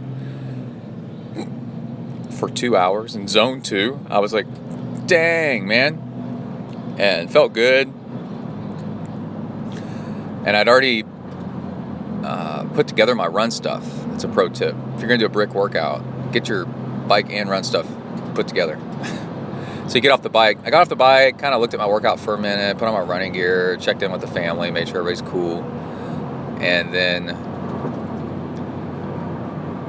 headed out for my run. And when I started running, I felt pretty good. Actually, I felt a little stiff, but then I felt pretty good. And then all of a sudden it started, the wheels started coming off, and I'm like, and then my stomach started hurting, and I was fueling like normal, but it was still, the weather forecaster lied. It was going to get cooler, but cooler in the evening. This was still morning, and it was freaking hot, and there was a slow breeze.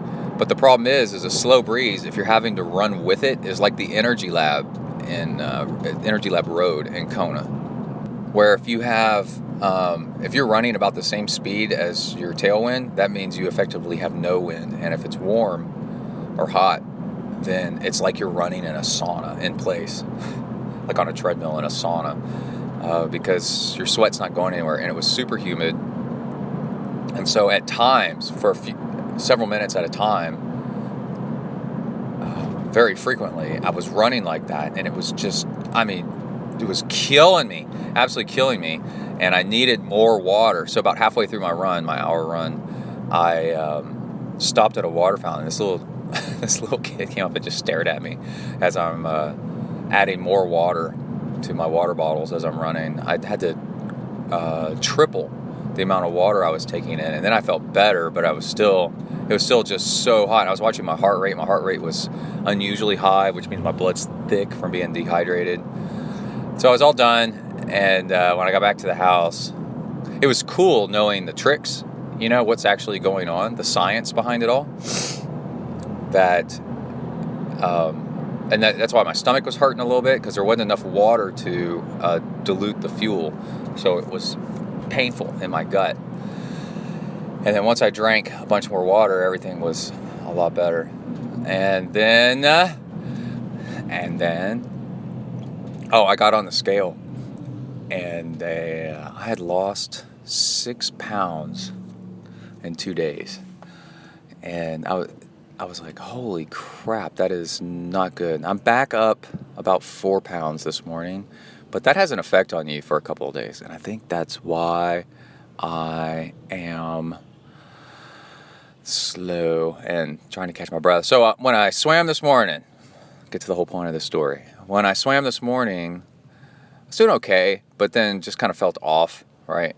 And then, so about halfway through my swim, I switched tactics. Instead of working on pace and cleaning up my stroke, I decided to do short intervals, like 50 yards, hard, and that stimulates muscle growth, gets you stronger.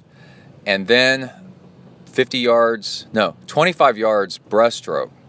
A breaststroke is a really good stroke to practice for triathlon, because let's say it's a deep water start, you have to do breaststroke. Let's say you're popping your head up to look around, you've just been hit by somebody trying to swim over you. You got to do breaststroke. You got to reaccelerate from a stop. You got to come to a stop and then reaccelerate. That's breaststroke. And that frog kick, if you don't do it in training, and all of a sudden you do it in a race, you do it hard, it'll end up pulling your groin, and not in a fun way. After the race, you'll be sore in your crotch. So, breaststroke in practice every once in a while is smart. And the 50 yards isn't enough to wear you out. 50 yards hard isn't enough to really wear you out. And it stimulates strength improvement. And then you go right back to doing freestyle and then catching your breath. Well, you do 50 yards hard and then 25 yards breaststroke to kind of catch your breath.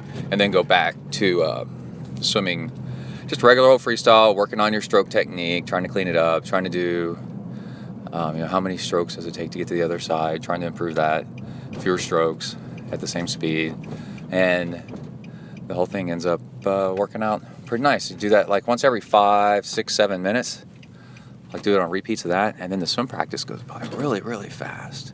Oh, we had a nice little Zen moment this morning. The gym is under new ownership, and they shut down the weight room to remodel it.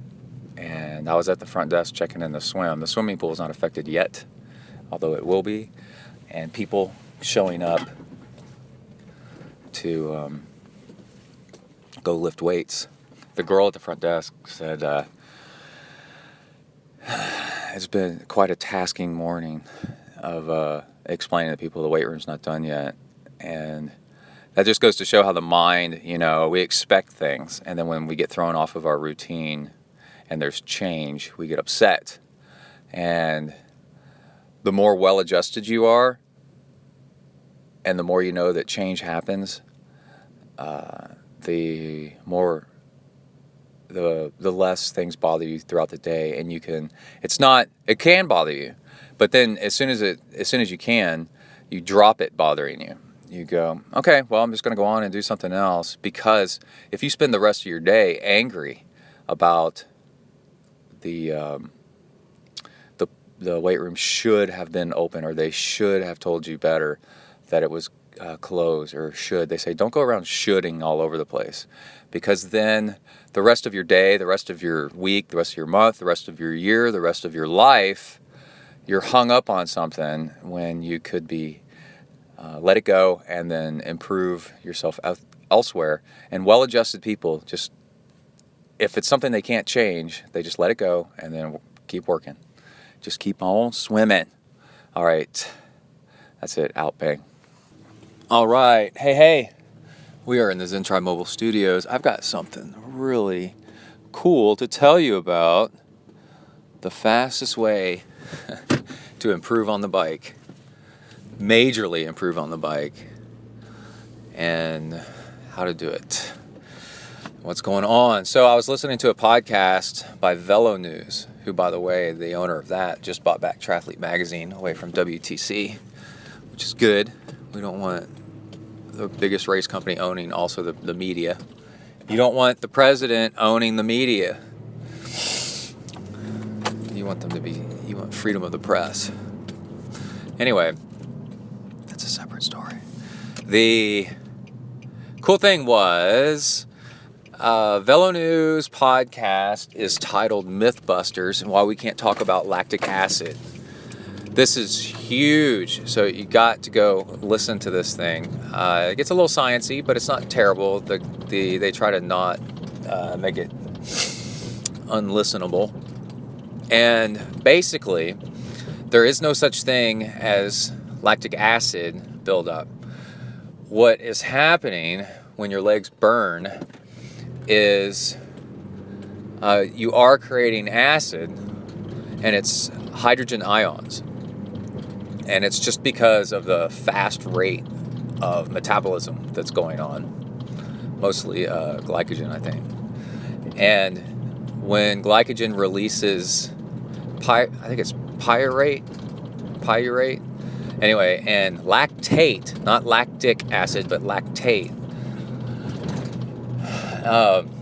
During really hard sessions, it builds up, and that stuff lactate carries with it a hydrogen ion, and that hydrogen ion, anything supposedly with a hydrogen ion is an acid, and your body you're producing it faster than your body can clear it. This is also really important. We're going to get to in a minute. And so the sensation is of an acidic burn, but it's not lactic acid. It's acid in the form of hydrogen ions that also happens to be created around the same time that you're creating lactate. And people have conflated it over the years, and that's actually what's going on. Isn't that cool? And lactate, here's part 2 of I don't know how many yet, but lactate is a fuel.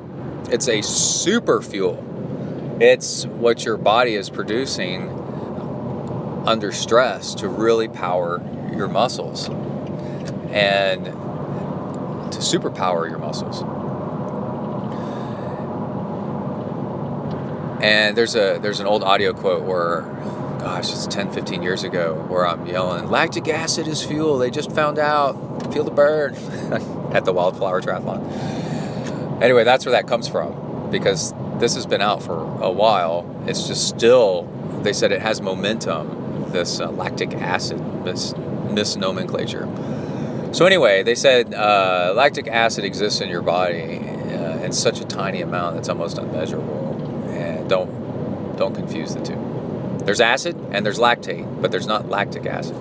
Okay, now, to get better at cycling, you want to train the production of lactate, because it's a super fuel. And the more you do something, the better you get at it, right? Like playing the piano or riding left-handed, riding with your opposite hand, throwing a ball with the opposite hand. The more you do it, the better you get at it. And on top of that, because now it's this great fuel that your body has, but also you need to practice getting rid of it. And not exactly rid of it, but reuptaking your body seeing it as fuel. Your body's making it, but that's great. Now you got to practice your body taking it back up and using it as fuel. Now, when you're going really, really, really hard and you blow up at very short, hard intervals, that trains you to go short and hard, but you're overproducing lactate, right? And that's why it burns, because lactate comes with the extra hydrogen acid. But you're not really training your body to reuptake it and use it. You're just producing it so fast and you're going to fatigue anyway. So even if you could use it, you're exhausting your muscles anyway. Your muscles are just blown out. So it's not getting the opportunity. They're timing. Your muscles are wearing out before it's really getting an opportunity to use it anyway. Then, if you go too easy,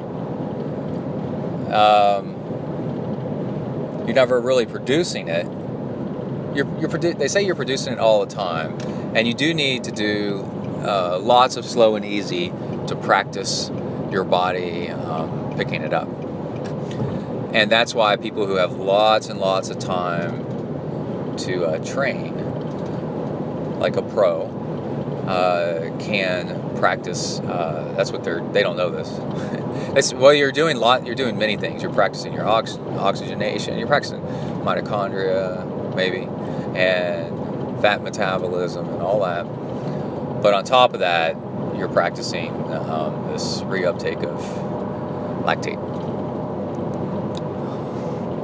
But what really, really, really works for an age grouper athlete who is time crunched, the most effective thing is sweet spot training.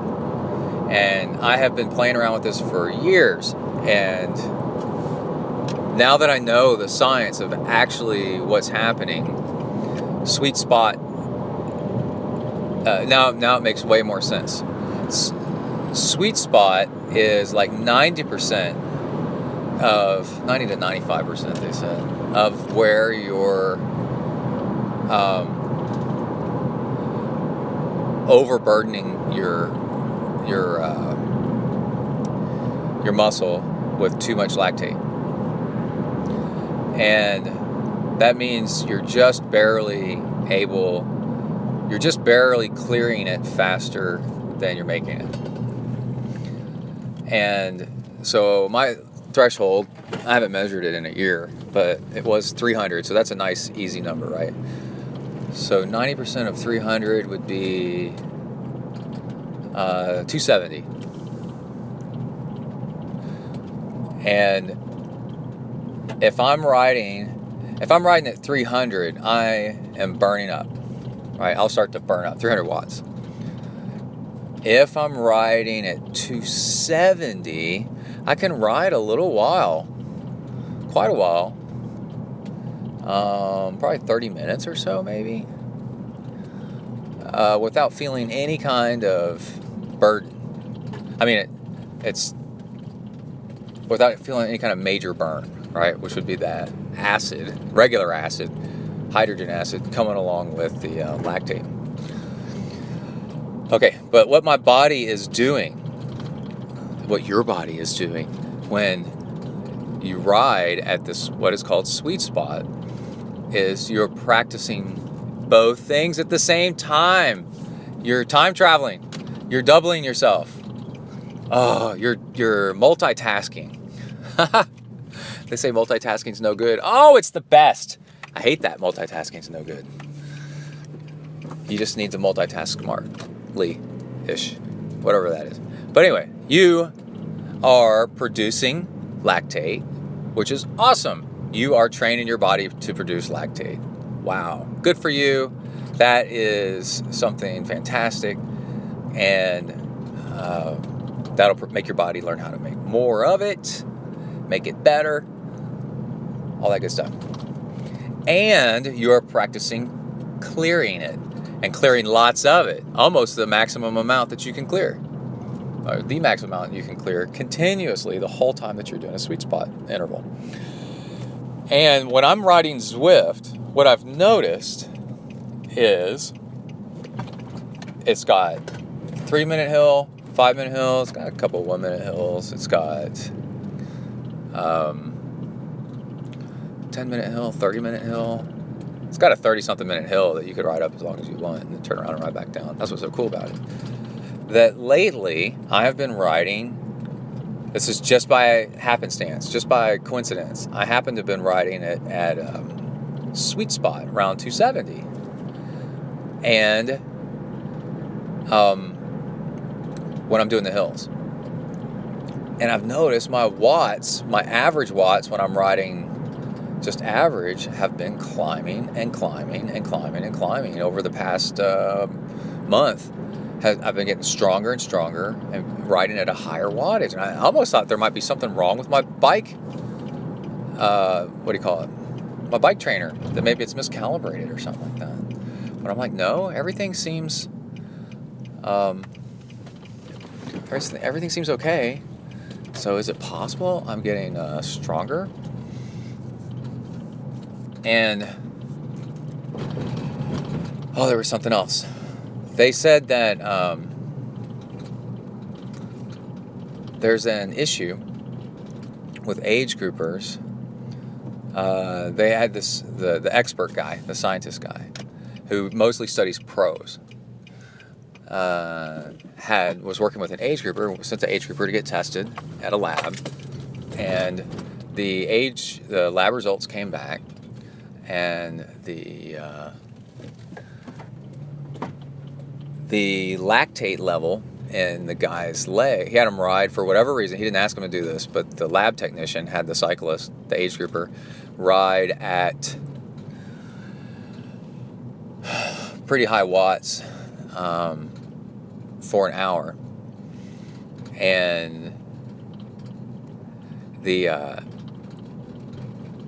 amount of lactate in the guy's blood every time they pricked his blood was off the charts of any number that the super scientist guy had ever seen studying pros. And he called up the technician and said, something's wrong. Are you sure you didn't do the test right? He's like, no, actually I did the test right. And actually we see this all the time.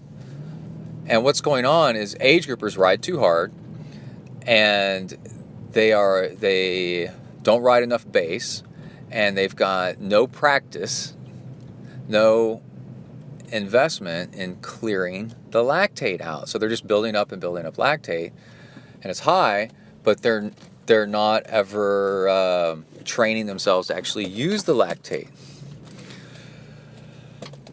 So what you have to do is ride at sweet spot, and that way you're practicing making the lactate, but your body's also practicing reuptaking it. This guy's riding too hard, and a lot of us are riding too hard. So you ride sweet spot, and my current mindset is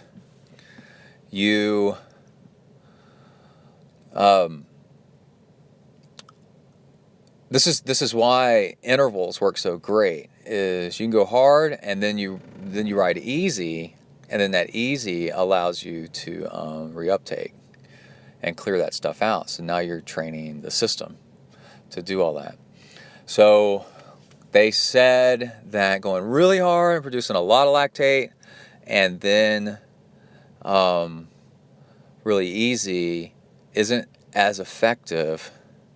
I guess because time-wise, it's actually you're creating more volume of lactate and also reuptaking at the same time if you do sweet spot intervals. So that is really, really fascinating. So I want y'all to go check out the Velo News, VELO, Velo News podcast, and listen to this one. It's the Mythbusters, Why We Can't Talk About Lactic Acid episode. It totally enlightened me on actually what's going on. I've heard bits and pieces of this, so I kind of knew sort of what was going on, and that it's really not lactic. I've heard that before. It's not really not lactic acid. It's other stuff, but I did not get a lesson on this. So now when I go, my running has been improving a lot because I've got gentle rolling hills. So I'm probably, when I'm running up these hills, I'm probably doing about sweet spot, probably 90% of my max. And that's building up lactic acid, but also I'm reabsorbing it. And then especially, jogging on the downhill, you're definitely reabsorbing it. But not, the other thing is like, you kind of wonder why other things won't work as well.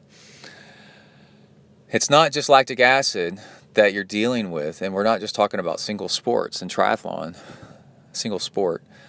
Let's say you go really, really hard.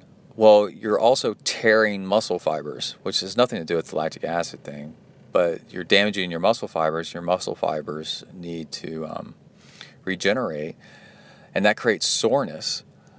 And so for your next workout, you're too sore to actually have a good workout, which I've definitely experienced. I'll do really hard intervals, and then my form and my tiredness is just really bad because my body's too damaged to be rebuilding itself.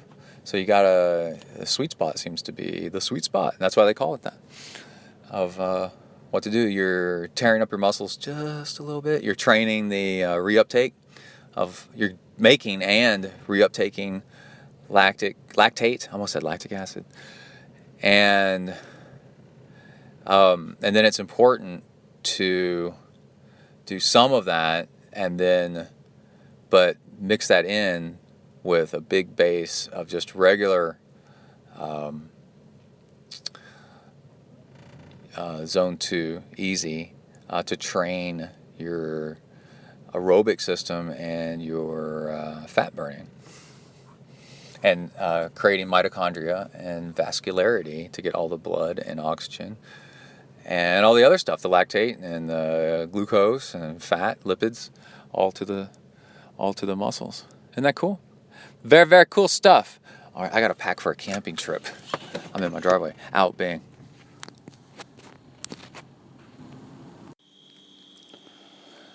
All right,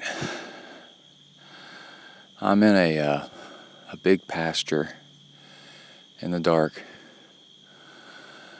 It's like 5 a.m, nowhere, Texas. It's probably 5:30. Stars overhead. I don't know if y'all can hear the crickets and the tree frogs. There's a bunch of coyotes, which... they're all yelping and howling and stuff a minute ago. That's why I turned on the mic. I was like, oh man, I should record this. But of course now they're gone. There's been some interviews with a coyote expert that I've heard recently there's something creeping in the bushes over there. That coyotes are actually, they are wolves. And they're just a subspecies of wolf. Super smart. And the more you try to get rid of them, they've reached that evolutionary point where they're smart enough they reproduce back more. The more you try to get rid of them, the more they come back. If you don't try to get rid of them, there'll just be a few. Anyway, let me turn off this light. So we're camping, and I realized, I wanted to get up this morning and go run. And I did. I wanted to do 7 miles. So I'm soaked in sweat right now too. I wanted to do 7 miles. So I ran I got off kind of a slow start. It's kind of a camp Jeep trail. So I did 3.6 miles out. And that way I was able to stop. I turned around and came back, and then I was able to stop a little bit far from a campsite so I could walk in. But I ended up here where some of the vehicles are parked. It's really beautiful out here right now. Anyway, when I was running, I was like, oh my God, what the hell was that? Did y'all hear that screech? Sounded kind of like a wild horse, but worse. Oh, I saw a skunk and a snake. And the reason I'm in the clearing is because it's super humid, and if I am in the woods, then it'll just be so hot. And I'm looking for, if I can get a breeze at all, I'll be able to find it out here in this clearing, which is what I'm doing. Anyway, I'm leaned up against a Z71 Chevy extended cab, which I wish I had. Anyway,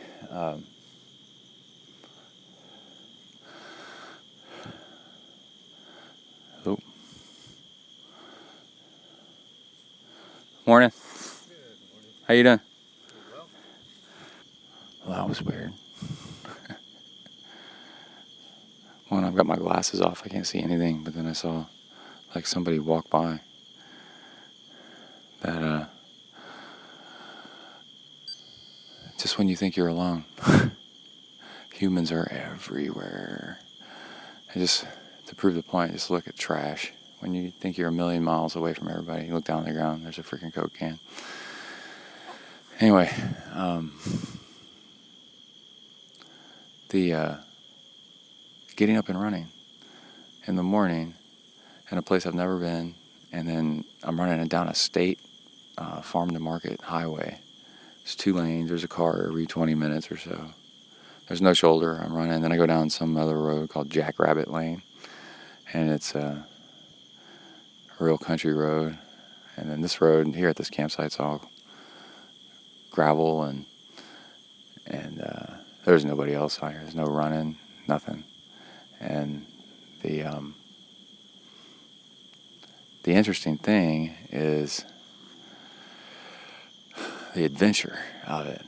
Is the whole reason I got into ZenTri and posting the shows was to get into training. You have to be a little bit extreme, or else there's just you got to train where you are, or make the best of what you're doing where you are, and getting that done is actually can be really difficult, and so you end up running, biking, swimming in crazy hours of the day. So that ends up being an adventure, and then in crazy places, in crazy hours of the day. And the end result is, there goes that guy again. He went the other way. He's dressed in all white. That's the only reason I could see him, is because it's pitch black out here. It's just starlight. Watching people say, oh, that's a ghost you saw. He's out in the parking lot every once in a while. He died and a tree fell out in the woods and killed him.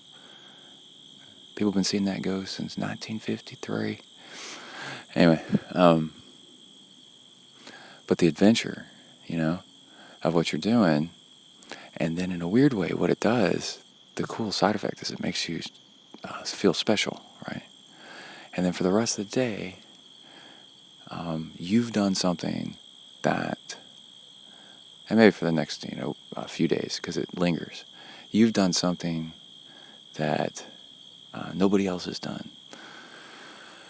Out of just, your close group of people that you work with and see, every day.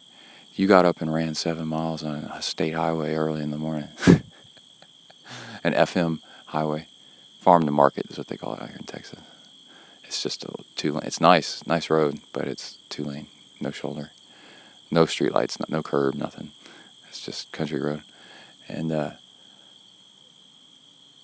then that carries you through the rest of the day, that you've done something, different and exotic, and it gives you energy. And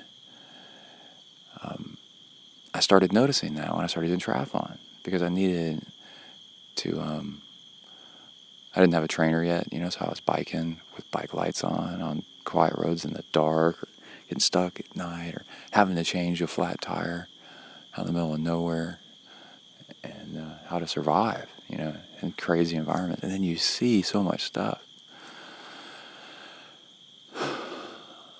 Yeah, I think I'm starting to see maybe a little bit of a sunrise. It's really pretty.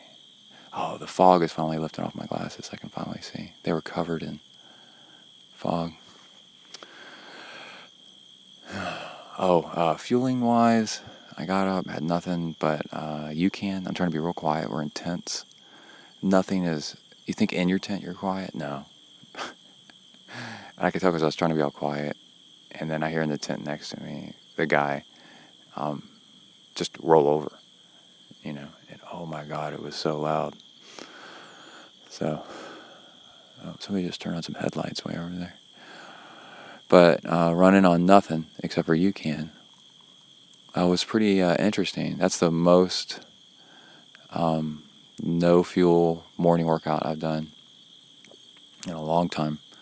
And definitely slower, but you're relying totally on body fat, and you're uptaking and stored glycogen. But it's been overnight, so there's not much left. So anyway, I'm gonna get off the mic because people are starting to get up, and that's it. Out, bang.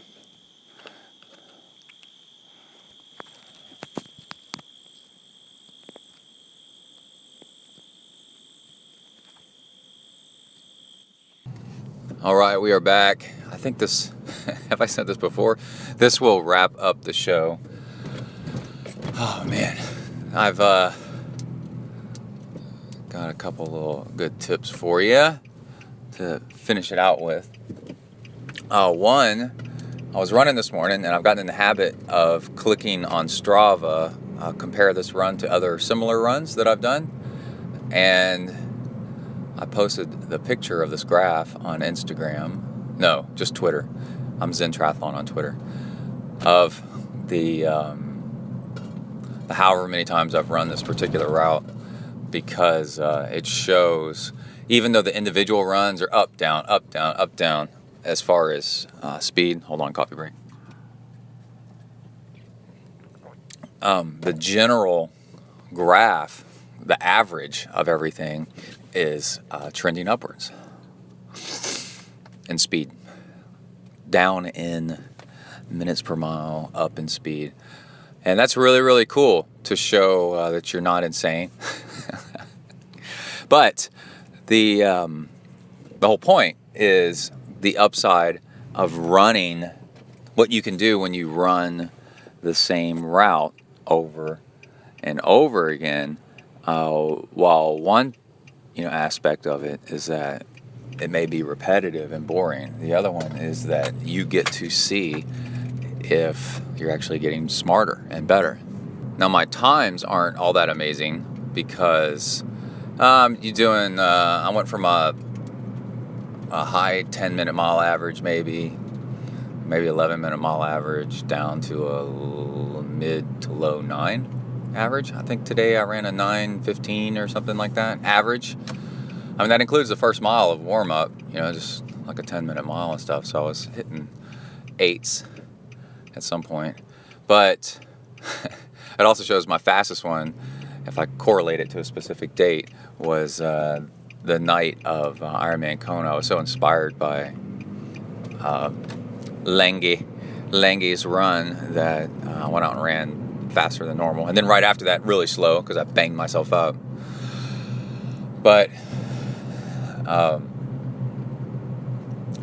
cool thing is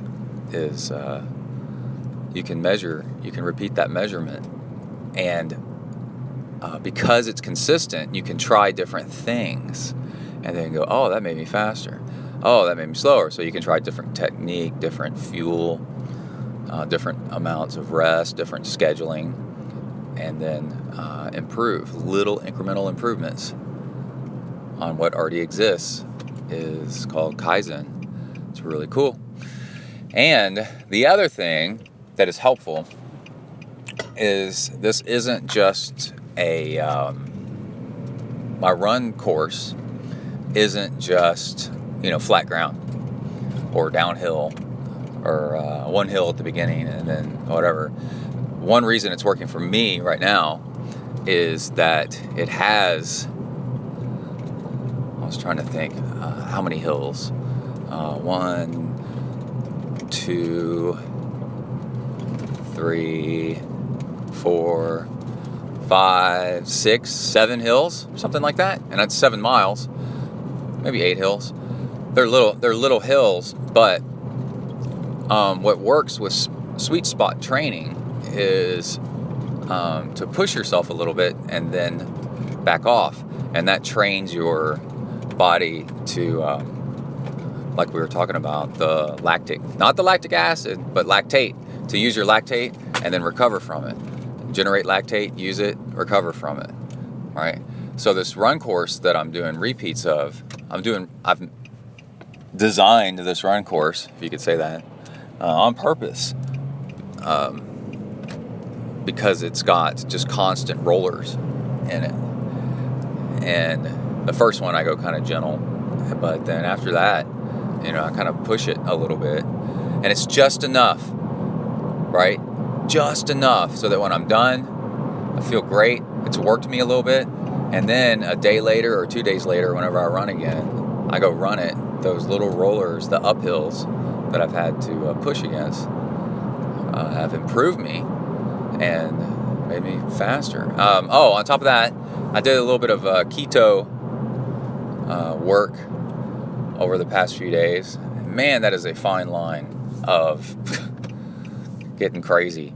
So I did really low carb and kept on working out until I was just completed on carbs, and I could feel myself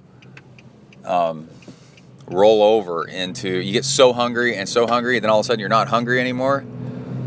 That's going into ketosis. Your body's switched over almost into starvation mode, and it's like, we got to burn body fat. And then once you get there, trying to work out easy, right? And it kind of shocks your metabolism into not being so sugar dependent, because man, does it work. You realize you just don't need that much sugar after doing this. Now, as a long-term plan, it may not be all that smart.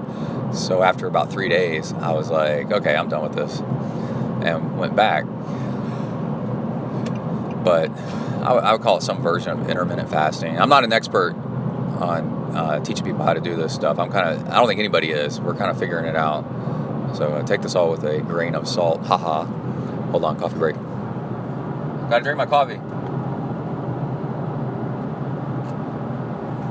But I was using UCAN as fuel, which is it's like 80 calories per hour, and it's super slow, so it's barely anything. And some orange juice, and on occasion, during the bike ride, I think. And it was absolutely crazy. I was able to do a 2-hour bike ride and a 1-hour run, so 3 hours altogether on maybe 80 calories per hour or something like that, which is nothing compared to what I usually do. And some salt stick. And then I averaged almost very, very close to the same watts I usually average on the bike. And I ran at a pretty good clip. But I could tell at the end of the run I was done. My body was like, this sucks. But it is pretty cool, like feeling that. I don't know. It's a weird feeling. You feel in your body that you just don't bonk. So it's kind of like you've put a safety net in that once you start feeling, once you start running out of carbs, the bonk isn't like this hatchet, this guillotine that comes down and just murders you.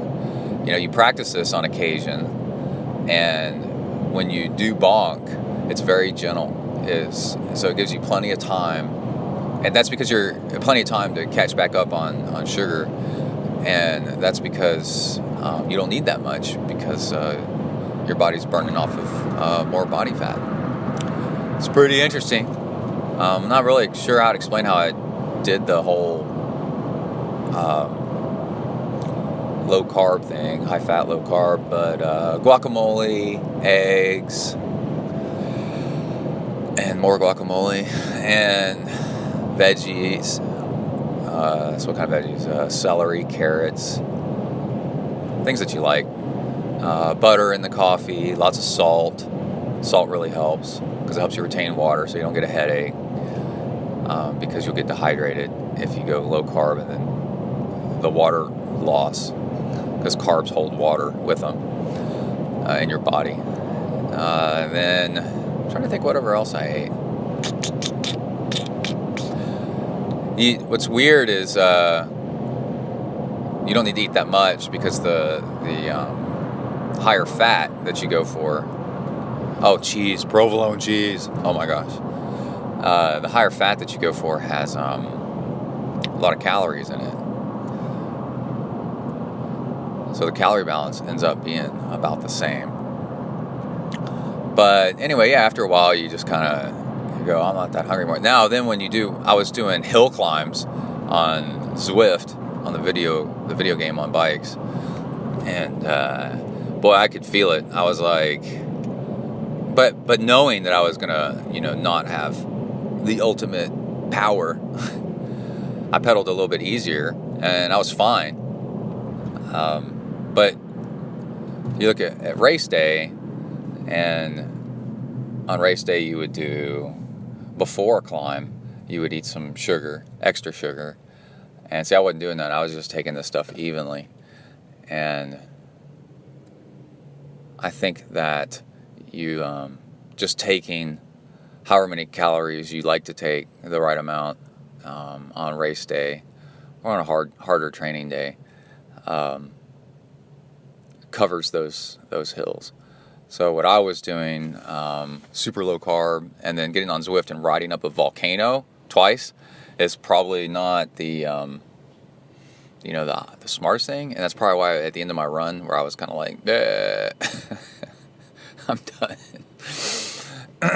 Anyway, all right, I think that's it for this episode. Next show, let's talk about, in detail, about Kaizen. I've been getting into it lately, and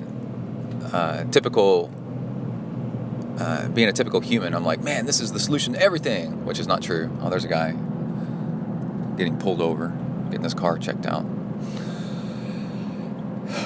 But it does have a lot of promise, and I've been researching it and listening to audiobooks on it a lot, and let's talk about it next episode. It could be some really cool stuff that could make some big changes for you, and gives you a method to the madness, gives you a process, whatever country you're from. All right. Oh, there's a guy in front of me. Wilderness Survival School. It's written on the back of his truck. PrimitiveTexas.com. We got another cop up here. Ooh, we got something crazy going on. Okay, well, that's it. Everybody stay safe out there. Work the uphills, cruise the downhills, and keep the rubber side down. Out.